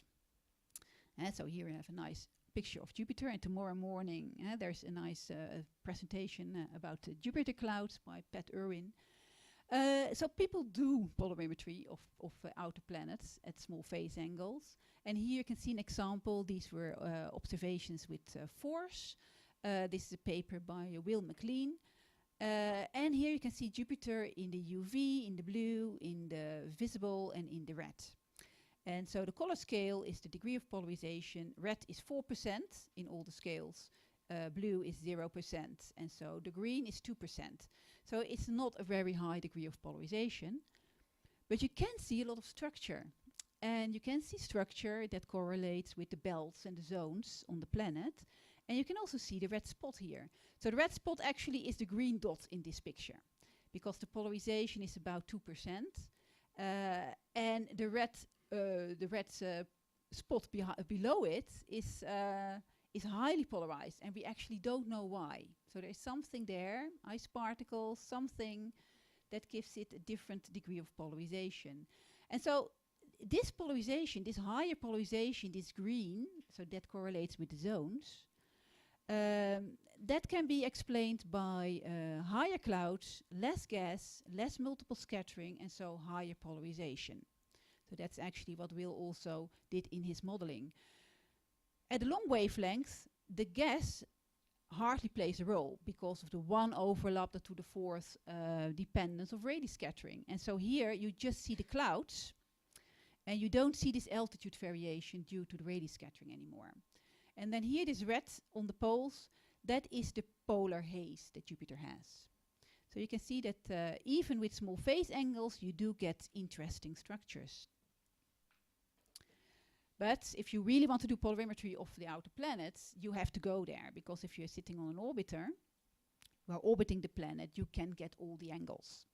And so that's why polarimetry should actually be done from a space mission. And actually there have been quite a lot of missions that carried, now not really a polarimeter, but instruments with polarimetric capabilities. So the Pioneers, Pioneer Venus, Voyagers, Mars 5, that had the polarimeter.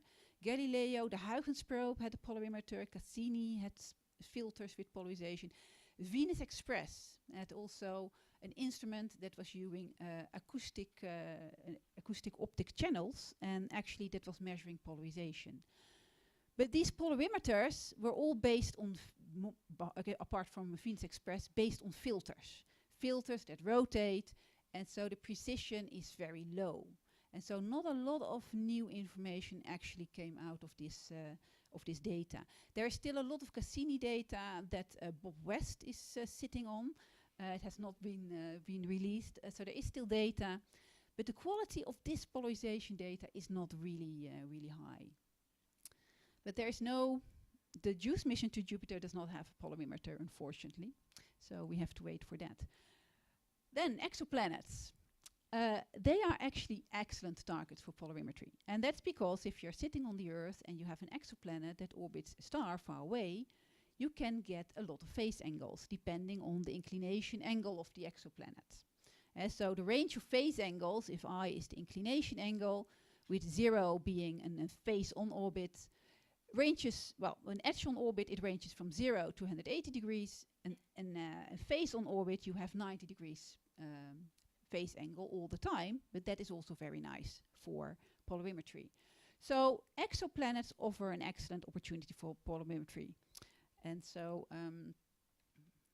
that's why you have to use polarimetry for exoplanets. So some of the advantages are indeed the geometries. So you get very nice geometries along the orbit of an exoplanet. Because the star is unpolarized, and the planet, the reflected light or the thermal radiation is polarized, you can increase the contrast between the planet and the star. So if the planet is spatially resolved from the star, you can measure the polarized photons from the planet.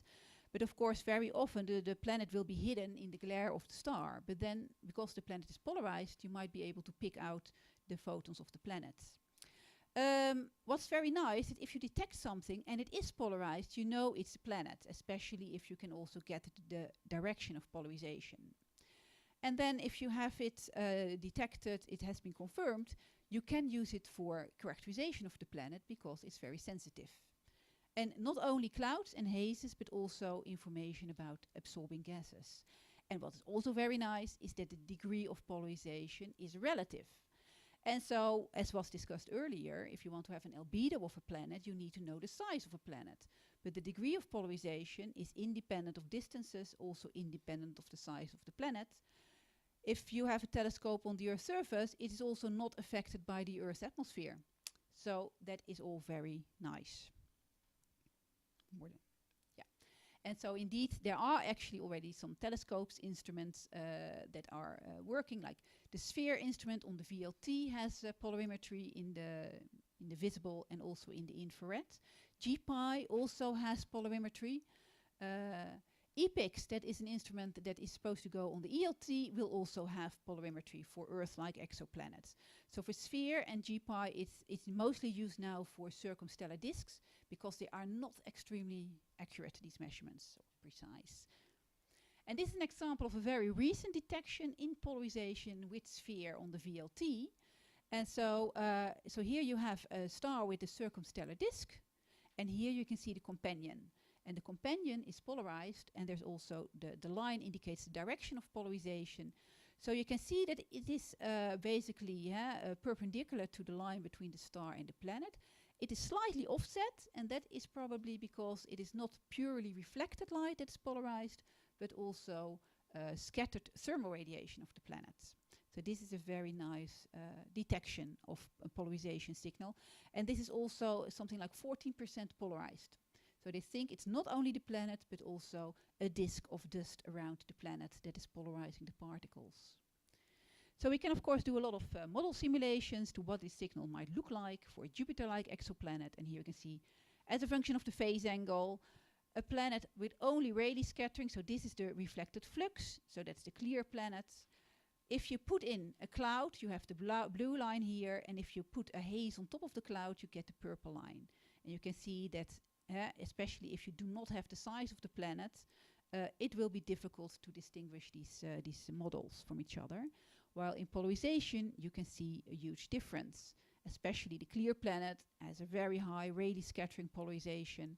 And here you can really see the properties of the haze particles.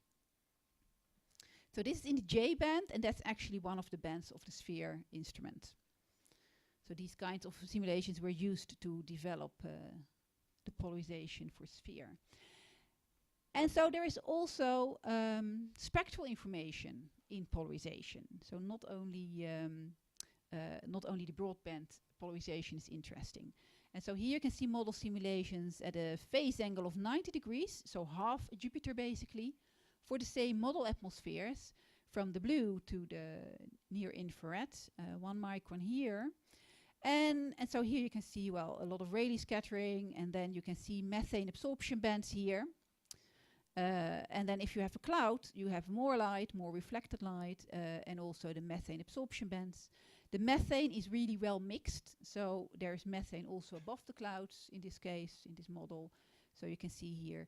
The bands actually get deeper, also relative, because there is multiple scattering in the clouds, and so more absorption than without the clouds.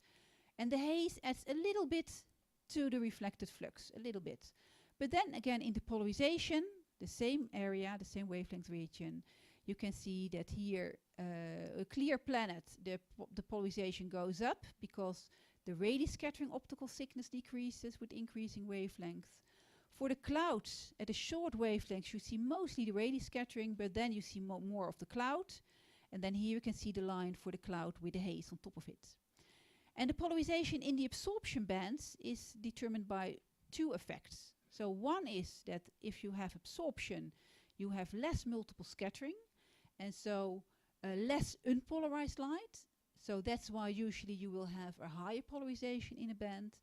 And another effect is that if you have absorption, you will see photons from higher atmospheric layers. And so if you have different particles in higher atmospheric layers, you get a different polarization signal. And you can see that especially here when you have haze particles high in the atmosphere. So there are two effects that change the polarization in the bands. This has actually been observed, it has been observed also on Uranus in methane bands at a small phase angle, but this is a very nice example measurement for the Earth. Not from space, but from the surface looking up, so it's scattered skylight. And so this is for different solar zenith angles. We were looking at the zenith, and the sun was rising, and so this is a low sun, and this is a higher sun. And so you can see lots of structure in the continuum. So here you have the continuum, lots of Rayleigh scattering. Multiple scattering gives a low degree of polarization here, and then the multiple scattering decreases, and you get a higher polarization. And this is just an angle effect. So the larger the angle, the higher the polarization. Here is a lot of absorption by ozone, so that gives you a higher polarization. Here you can see the absorption band standing out because there is a lot of absorption and less multiple scattering. You can also see here the reflection by the surface. We are looking up, but sunlight is reflected by the surface up in the atmosphere and back again to our telescope. And so here you can see the vegetation's red edge. So that is a bright reflection by vegetation, gives a low polarization signal. You can also see these features over here, where the polarization goes down, and this is due to rotational Raman scattering by molecules in the atmosphere. And so from the rotational Raman scattering, if you zoom in, you can see that they have the shape of Fraunhofer lines. We could find that the precision of these measurements was 10 to the minus third. And this was just with filters rotating, but with a very stable instrument. So you can see that there is a lot of spectral information. And here are just a few of the simulations where you can see for these are for planets without clouds, the black line, an ocean planet and a planet with vegetation here, and a mixed planet. And then when you add clouds, different percentages. And here you can see a similar thing, but here you can see that the clouds will decrease the polarization signal strongly. This is for a phase angle of 90 degrees. But the clouds will also give very nice signals, actually, high polarization. And so Theodora Karolidi took Earth remote sensing data from MODIS, the cloud properties, and she built an Earth model like this, with liquid water clouds and ice clouds and mixtures of the two. And then she did computations of the phase curves of this planet. So at 550 nanometers and 865. And so for the flux, you can see, well, you can see nothing special. It could also be a Lambertian planet, basically. But in the polarization, you can see this very nice, well, Rayleigh scattering in the blue at 90 degrees. And this peak. And this peak is actually the rainbow peak. So this is due to light scattered in liquid cloud particles. And so even with a partially clouded planet with ice clouds on top of liquid clouds, you will still see this rainbow feature. And new simulations with lots of clouds and very few clouds also show us that this is a very strong signal for liquid water clouds on exoplanets. And so, yeah, but to validate this, we actually want to have actual observations. So you can, of course, try to observe the Earth as an exoplanet. And these are two iconic pictures. So this is the pale blue dot from Voyager 1, taken at, I think, 6 billion kilometers away. So this is the Earth here. This is actually what we can expect from an image of an exoplanet in the future, 1 pixel. And this is the Earth from the Apollo 8, as it was orbiting the moon. So it's called Earthrise. But of course, if you're sitting on the moon, the Earth will be more or less in the same location in the sky. And so what we want to do actually is do these types of observations, sitting on the moon and staring at the Earth. And so this is a collaboration with astronomers in Leiden, so Frans Snick and Christoph Keller mainly, and also very recently with astronomers in Bern. And so here you can see actually what the Earth would look like if you would be sitting on the surface of the moon, on the south pole of the moon in this case, and the Earth would be rotating, and you can also see the glint. You can see the glint on the Earth. And so we are building an instrument loop that should be able to do flux and polarization measurements of the Earth like this. Here you can see the Earth resolved, but of course for an exoplanet you take all the pixels together and you create the unresolved data. But with the resolved data you can get very good information about what the glint is doing, what the Amazon is doing, what the cloud is doing. And so that's what we are working on. So this is actually almost my last slide. So if polarimetry is such an extremely nice tool, why isn't it used all the time? And so that's this, I have to address this actually. So there are also disadvantages of polarimetry. Very small font. So polarization is very small at small phase angles. So for solar system outer planets, it's not a very strong tool. If you have filters and you measure polarization, then you lose photons. And so for exoplanets, we do not have a lot of photons, so you don't want to lose photons.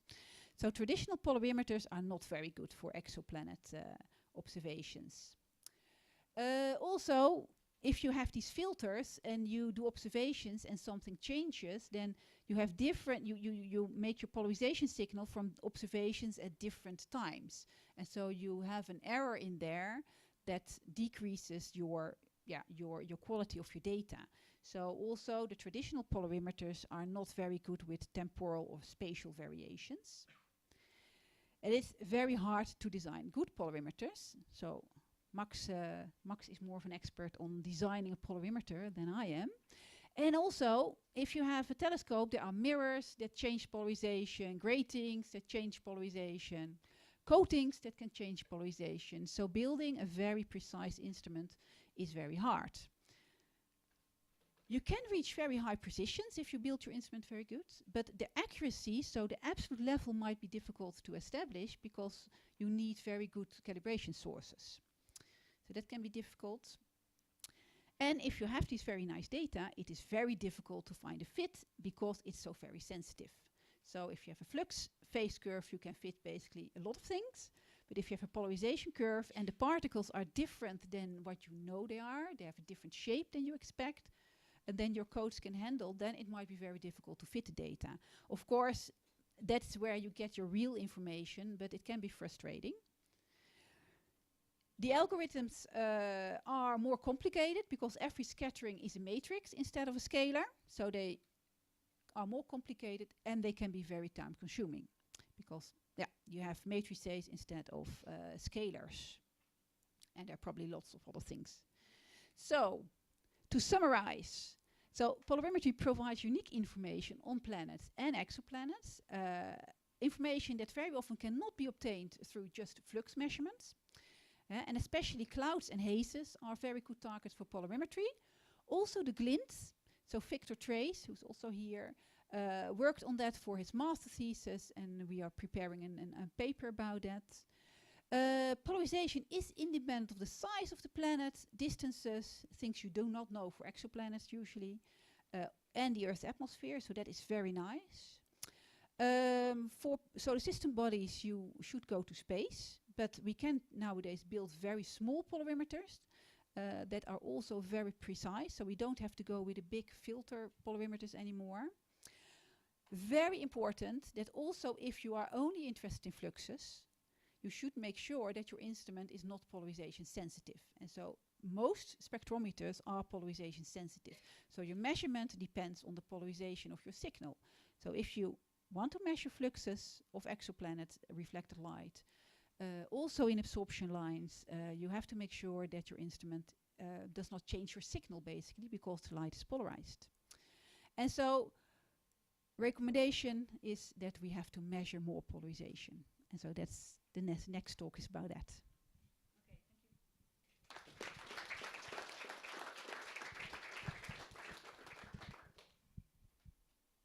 Yes?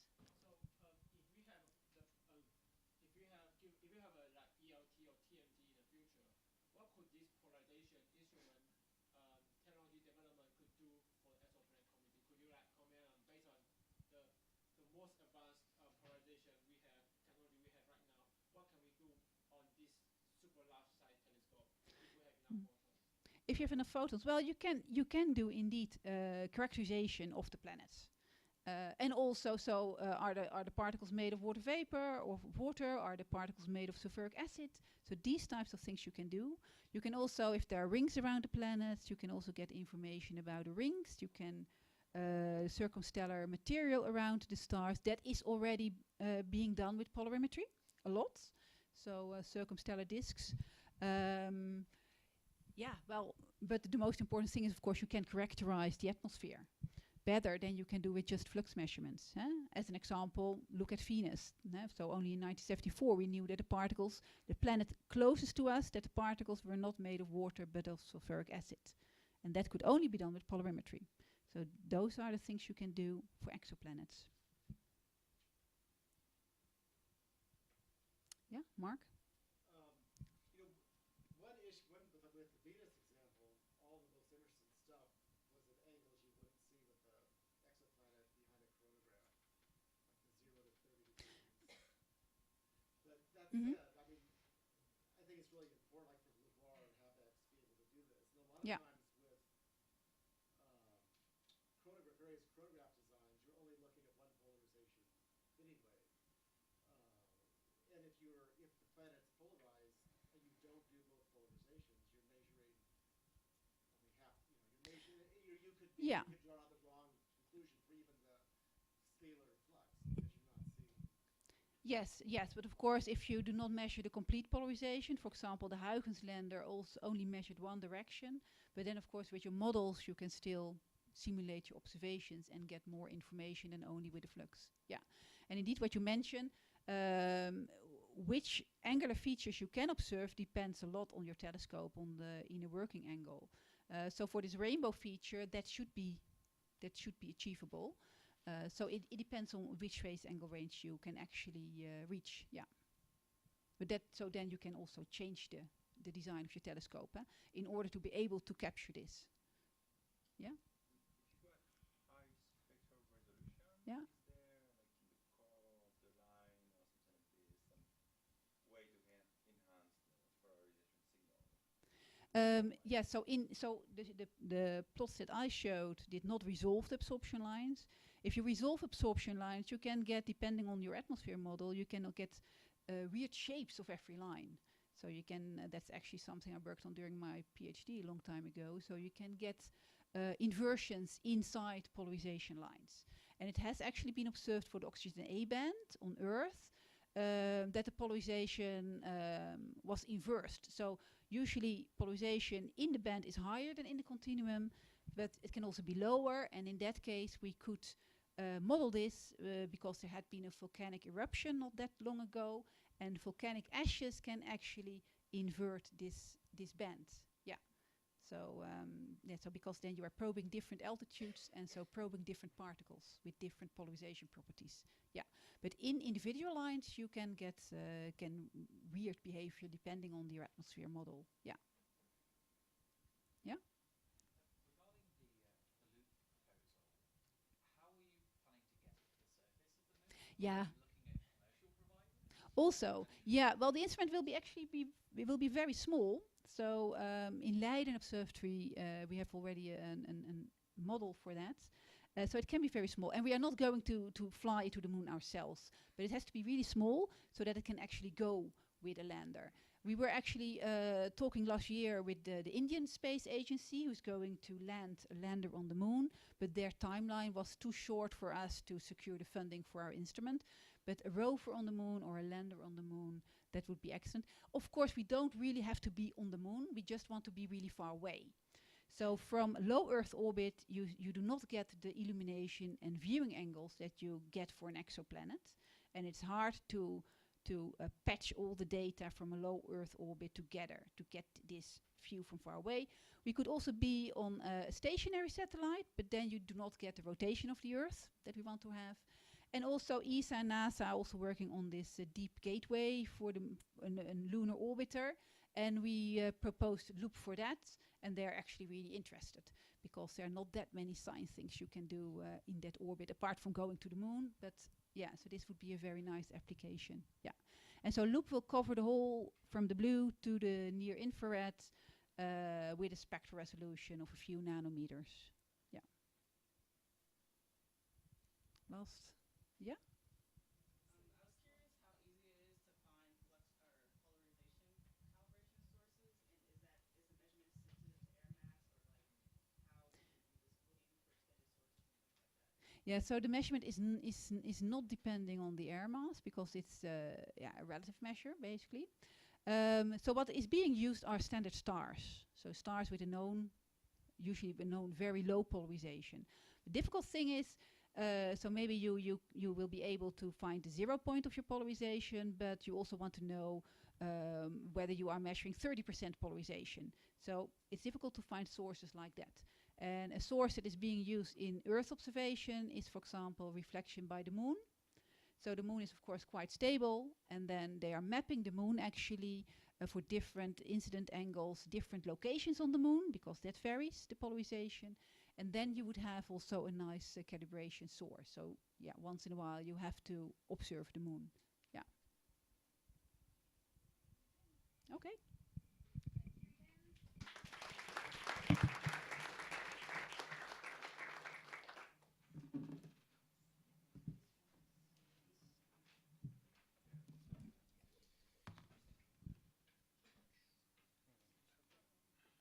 What do you need? Okay, I'm going to switch then.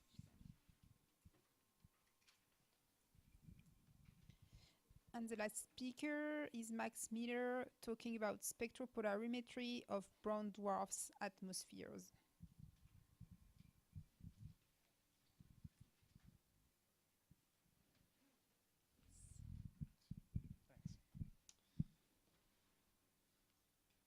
Great. Daphne, thanks so much for the introduction on polarization.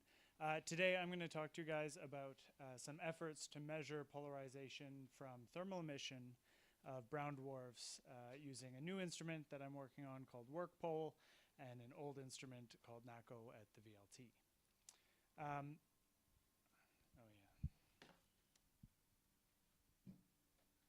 So a lot of this work is motivated. I work on as part of the Gemini Planet Imager team, and so a lot of my reasons for caring about this is the relationship of brown dwarfs to directly imaged planets and the atmospheres of directly imaged planets. And if you look at a lot of the models that we have for our directly imaged planets, this is data here in gray from the Gemini Planet Imager and some longer wavelength points from Keck. And we look at the models that we have to fit to this data.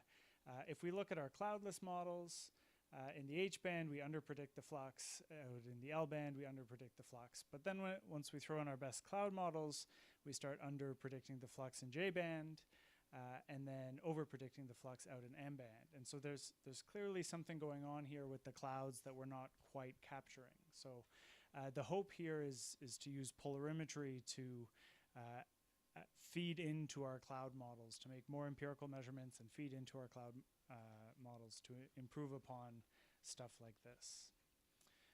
Of course, we've talked about this before this week. Brown dwarfs look a lot like directly imaged planets. Here we see in the background brown dwarfs, and here in bold directly imaged planets. And here looking at the spectra, this is all spectra from the Gemini Planet Imager, a figure made by Julien Rameau, who's somewhere here. And overlaid on top of it are spectra of brown dwarfs. And if you're having trouble seeing the spectra of brown dwarfs, that's kind of the point. And they really do quite a good job of looking like our directly imaged planets. Daphne talked a lot about polarimetry.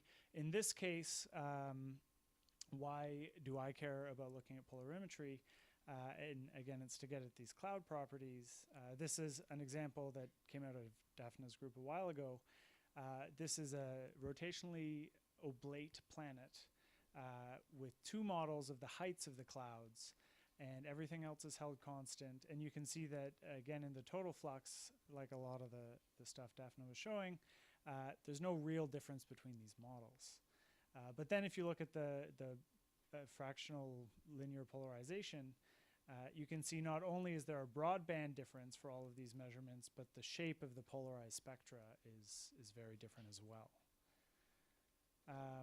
So if we want to look at thermal emission opposed to reflected light emission, we can imagine, in this case, we have a photosphere, we have a little photon that gets emitted, and it gets scattered towards us, and it ends up picking up a polarization in this direction, in most cases. Similarly, if we're down at the equator, we get a photon that's in this direction, and if you're to integrate over this whole thing, because we don't resolve our planets or brown dwarfs, you end up getting a zero polarization. And so the symmetric case really doesn't give you any polarization. And so the cases where we would get polarization is banding clouds, spots, a day-night cycle, which isn't really relevant here, rings, or rotationally induced flattening.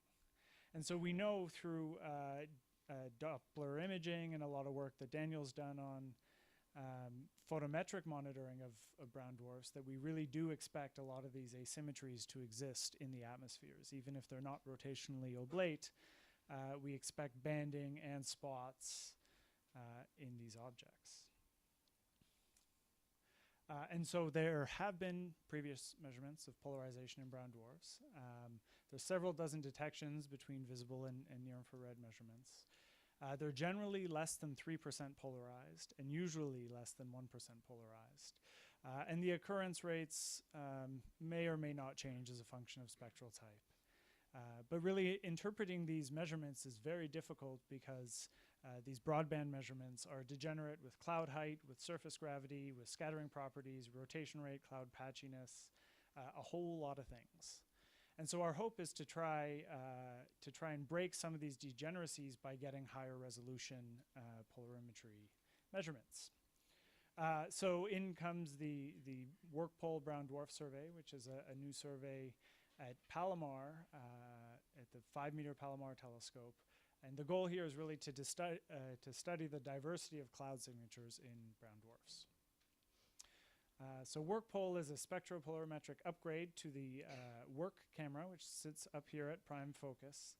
It's at the Palomar 5-meter telescope, and we want to cover J and H bands with a spectral resolution of about 100 using slitless spectropolarimetry across a field of view of about 4.3 by 4.3 arc minutes. And here we're getting simultaneous Q and U measurements all at once. So one of the reasons that we're aiming for J and H band is here. If you look, the degrees of polarizations in the J and H band look to be the highest, and coupled with the fluxes from brown dwarfs being pretty red, we're happy to sit in J and H band. And so the real goal for Work Pole is to try and measure these shapes and these broadband values. The current status of Work Pole is that we've been on Sky since about February 2017, and we're going through the process of commissioning and science verification. Here's an example of some on-Sky data, and what we're getting here is there's a brown dwarf here, and its light has been dispersed into these 4 different spectra. And we measure a Q spectra by taking the difference of the spectrum measured here and spectrum measured here. And we measure the U spectrum from doing the same thing with these 2 spectra. So far, we've observed about 20 brown dwarfs so far, but our current polarimetric accuracy is about 1%. And as I mentioned before, for a lot of these brown dwarfs, and even going back to this plot, the polarization that we're looking at is on the order of 1% in the first place. So this really isn't good enough, but we've now been funded for an upgrade that we think will help knock out these systematics and really get us to the 0.1% or better level that we want to be at. Yeah, so the dark stuff here is just to subtract the sky background. We nodded the telescope a little bit, and so that's just a negative version of this one that's offset on the detector.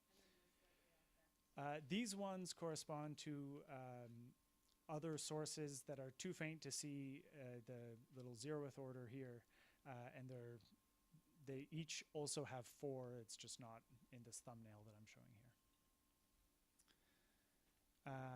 So hopefully within the next year, we'll have work poll running and we'll be able to start this spectropolarimetric survey.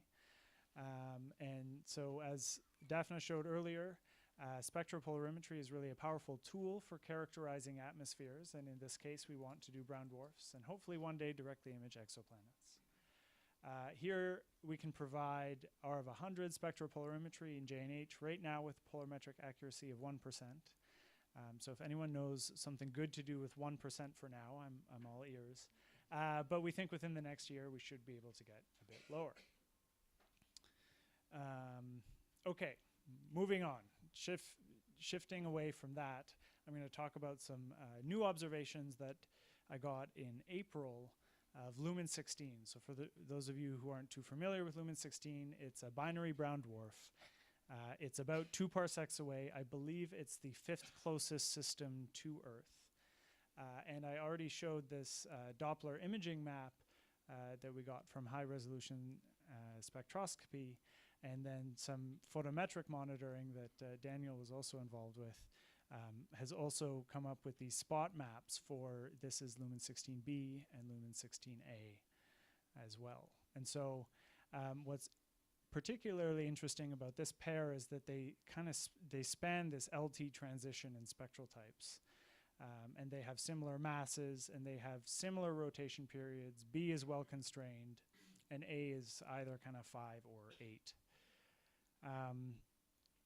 And because they're photometrically variable, B is always more photometrically variable. We can make these maps. So the goal here was to then take NACO, which is an AO-fed instrument at the VLT, and use polarimetry in the H-band to try and measure broadband rotational modulation from these patchy clouds rotating around. So we got about 7 hours of rotation, or 7 hours of observation, which is 1.4 rotation periods for B, and either the same or just under 1 rotation period for A. And yeah, the real goal is to measure the modulation of clouds. Here's a photo from the telescope where we see the binary twice because our polarimeter splits orthogonal polarizations, and so we get 2 copies in there. You can see the wavefront sensor in the back. This is what some of the data looks like. This is just one 1-minute image, and so we're getting very high signal-to-noise data here. And so this is what our overall data looks like. I don't expect you to understand exactly what's going on here, but just quickly, in this column we have Stokes Q and Stokes U, the 2 linear polarization states for Lumen 16A and Lumen 16B as a function of time. And the instrument was operated in pupil tracking mode, and so what happens here is the sky rotates relative to the instrument frame. And so we can see the sinusoidal kind of thing happening in the data, but this is not actual modulation of the signal from the planet or from the brown dwarf. It's just the fact that the rotation angle is rotating in the sky relative to the instrument. But if that's happening, we know that there's a signal. So we can see a signal here in Lumen 16A, a fainter one in Lumen 16B. For reasons that I won't talk about, the Q measurements have a lot worse signal to noise than the U measurements, but if you're interested, we can talk later. One of the real interesting things to come out of this is a very low polarization, a P of 0.025%, and then a precision of 0.004%. And so similar precisions for both of them. And Lumen 16A is actually 2.5 times more polarized than Lumen 16B. The other thing that we get out of this is the position angle of the polarization for each of the 2, and you'll notice they're quite different. And we can start thinking about why that position angle is different. And so because we've integrated over these full rotation periods, we don't think that this signal is from spots or anything changing with time. And so the 2, I think the most likely interpretations of the polarization are either we have an equatorial band dominated scenario, or we have an oblateness dominated scenario. And in both cases, you can kind of see what this does to the rotation axis for these two objects. And what you can see that's super interesting, to me at least, that comes out of this is that the projected rotation axes on sky for these two objects are very different. And so that's something where I'm working now with Mark Marley, trying to figure out if we can rule out this oblateness case, and for each object, either independently or for both of them, to really try and see if we're looking at these banded clouds. And what's cool about this possibility is that if these are constant banded clouds that aren't changing over time, that's not something we would see with photometric monitoring. So it's something that polarimetry has unique access to. I won't talk about this too much, but you can think about how these potential spin axes align with the projected position angle of the orbit on sky. It seems like depending on the interpretation, either lines up with that position angle or perpendicular to it, which may have implications for the dynamical history of the system. And then there are lots of interesting questions that are kind of unanswered for this. It's a work in progress, and so we're still trying to interpret all of this. So there are questions: what are the origins of the polarization in A and B? Is it cloud banding, or is it oblateness? Is it a mix of the two? Why is A more polarized than B? B is, or A is thought to should be less oblate. It's more massive, and it's less variable. And so could it be an inclination thing? But B isn't very inclined, so it's hard to figure out what's going on there. Why are the polarization angles mismatched? Are they different orbital spin axes? Are they different polarization mechanisms? And then finally, is this signal variable, which we can't tell from this data set, but I'm putting in a proposal now to try and go back with NACO this next year, which is a critical time because it's getting decommissioned after the next period. And then finally, I'm all ears to any other interpretations from many of the cloud experts in the room. So if anyone has any great ideas, yeah, so that's it.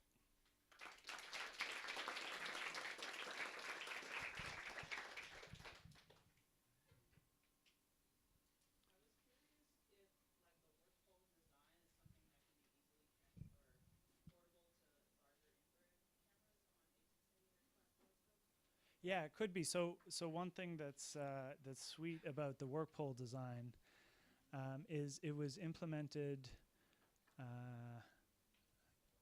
can make it only by putting a single optic in a filter called a polarization grating, and this is something I worked on as part of my thesis. And it's this cool thin film optic that simultaneously acts as a polarization beam splitter. But it's also a diffraction grating. So you can see it splits two orthogonal polarizations, but you also get this spectral information. In the case of work pole, we kind of split it down the middle and change the orientation of it. And that's why we get Stokes Q and U at the same time. So it's a fairly simple upgrade. Part of why we're only getting the 1% accuracy is because we haven't. There are time-dependent effects that we think we can knock out by putting a half-wave plate modulator up in front of it. I don't know. Tail. So with the lumen, they're quite close. I didn't catch how far away the objects you're looking at with work pole are, but how would you distinguish the polarization from polarization induced by interstellar medium or medium within the solar system? And if you were to, I think you were saying you're trying to recollect polarization observations of the lumen objects at a later time in the next year or so. Mm-hmm. And have you done any assessments of within night or within, inter-night stability of measurements? Okay, let's do one question at a time. So the first one is about interstellar polarization. So interstellar polarization actually has a fairly specific spectral signature. And so it's quite different from these signatures that we may expect from brown dwarfs. On top of that, I think it has to go into our target selection for, so closer objects won't have as much, if any, interstellar polarization. So that'll go into our target selection as well. And ideally, the closer targets are brighter anyways. So, and then instrumental stability for NACO.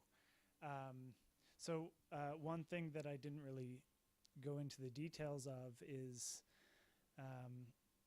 because of the setup that we have, the instrumental polarization, assuming it's not changing throughout the night, in our setup would appear flat with time, and the signal has this modulation because it's rotating in the sky. And so that way we can really distinguish between any instrumental systematics and the instrumental polarization. And so what's going on in these fits right now is I'm fitting a constant instrumental polarization to both objects at the same time, as well as this modulation on top of it. Daniel. Yeah, very nice results. I was wondering a few quick questions. Are you planning to do other primary brown dwarfs with NACO too, to extend the lumen? And then the other is, I was wondering if you have any comparable directly result polarimetry images of, say, Jupiter in thermal night with polarimetric information, so that you could compare the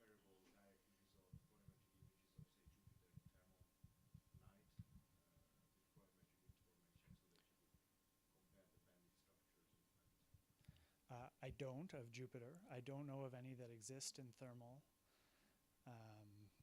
It might be something interesting to do for the ground, but again, we ended up, yeah, maybe from, yeah, I think that'd be interesting. Well, okay, so here's the kicker. NACO's being decommissioned. Proposals are due tomorrow for the, so yeah, so I'm writing my Lumen 16 proposal, but if you're interested in squeezing another one in, we can talk. Yeah, were those all the questions? Yeah. You said that sinusoidal shape is due to the rotation of the sky and the telescope being like stationary. Mm-hmm. I don't understand why we see two different sinusoidal for like the variation is different for the two with A and B. Sure. Yeah, so this has to do with both the fractional polarization and the angle of the linear polarization. So in A, we have a larger fractional polarization, so the amplitude of that variation is bigger. And in B, it's smaller because the linear polarization is smaller. But because this, the angle of the polarization is at different angles on the sky, you get different peaks for A and B over time.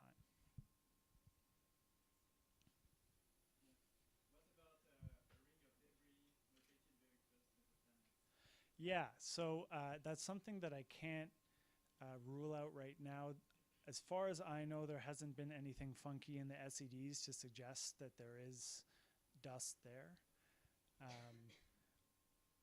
Yeah. Yeah, that's my answer. Yifan, you had?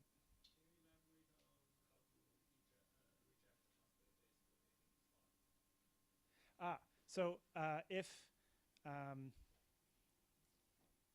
if it were a spot, I think we would see a non-constant polarization over the observation period. So we're beyond the known rotation period for definitely for B, and for A, whether it's 5 or 7 hours, we've covered most of the polarization. And so you can kind of see that with our error bars, there's not much room to have a polarization signature that's changing with time on top of this constant polarization.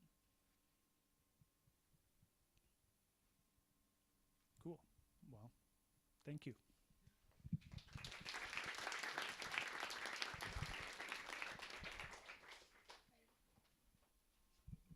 I guess it's the end of the session, so we can all have a beer.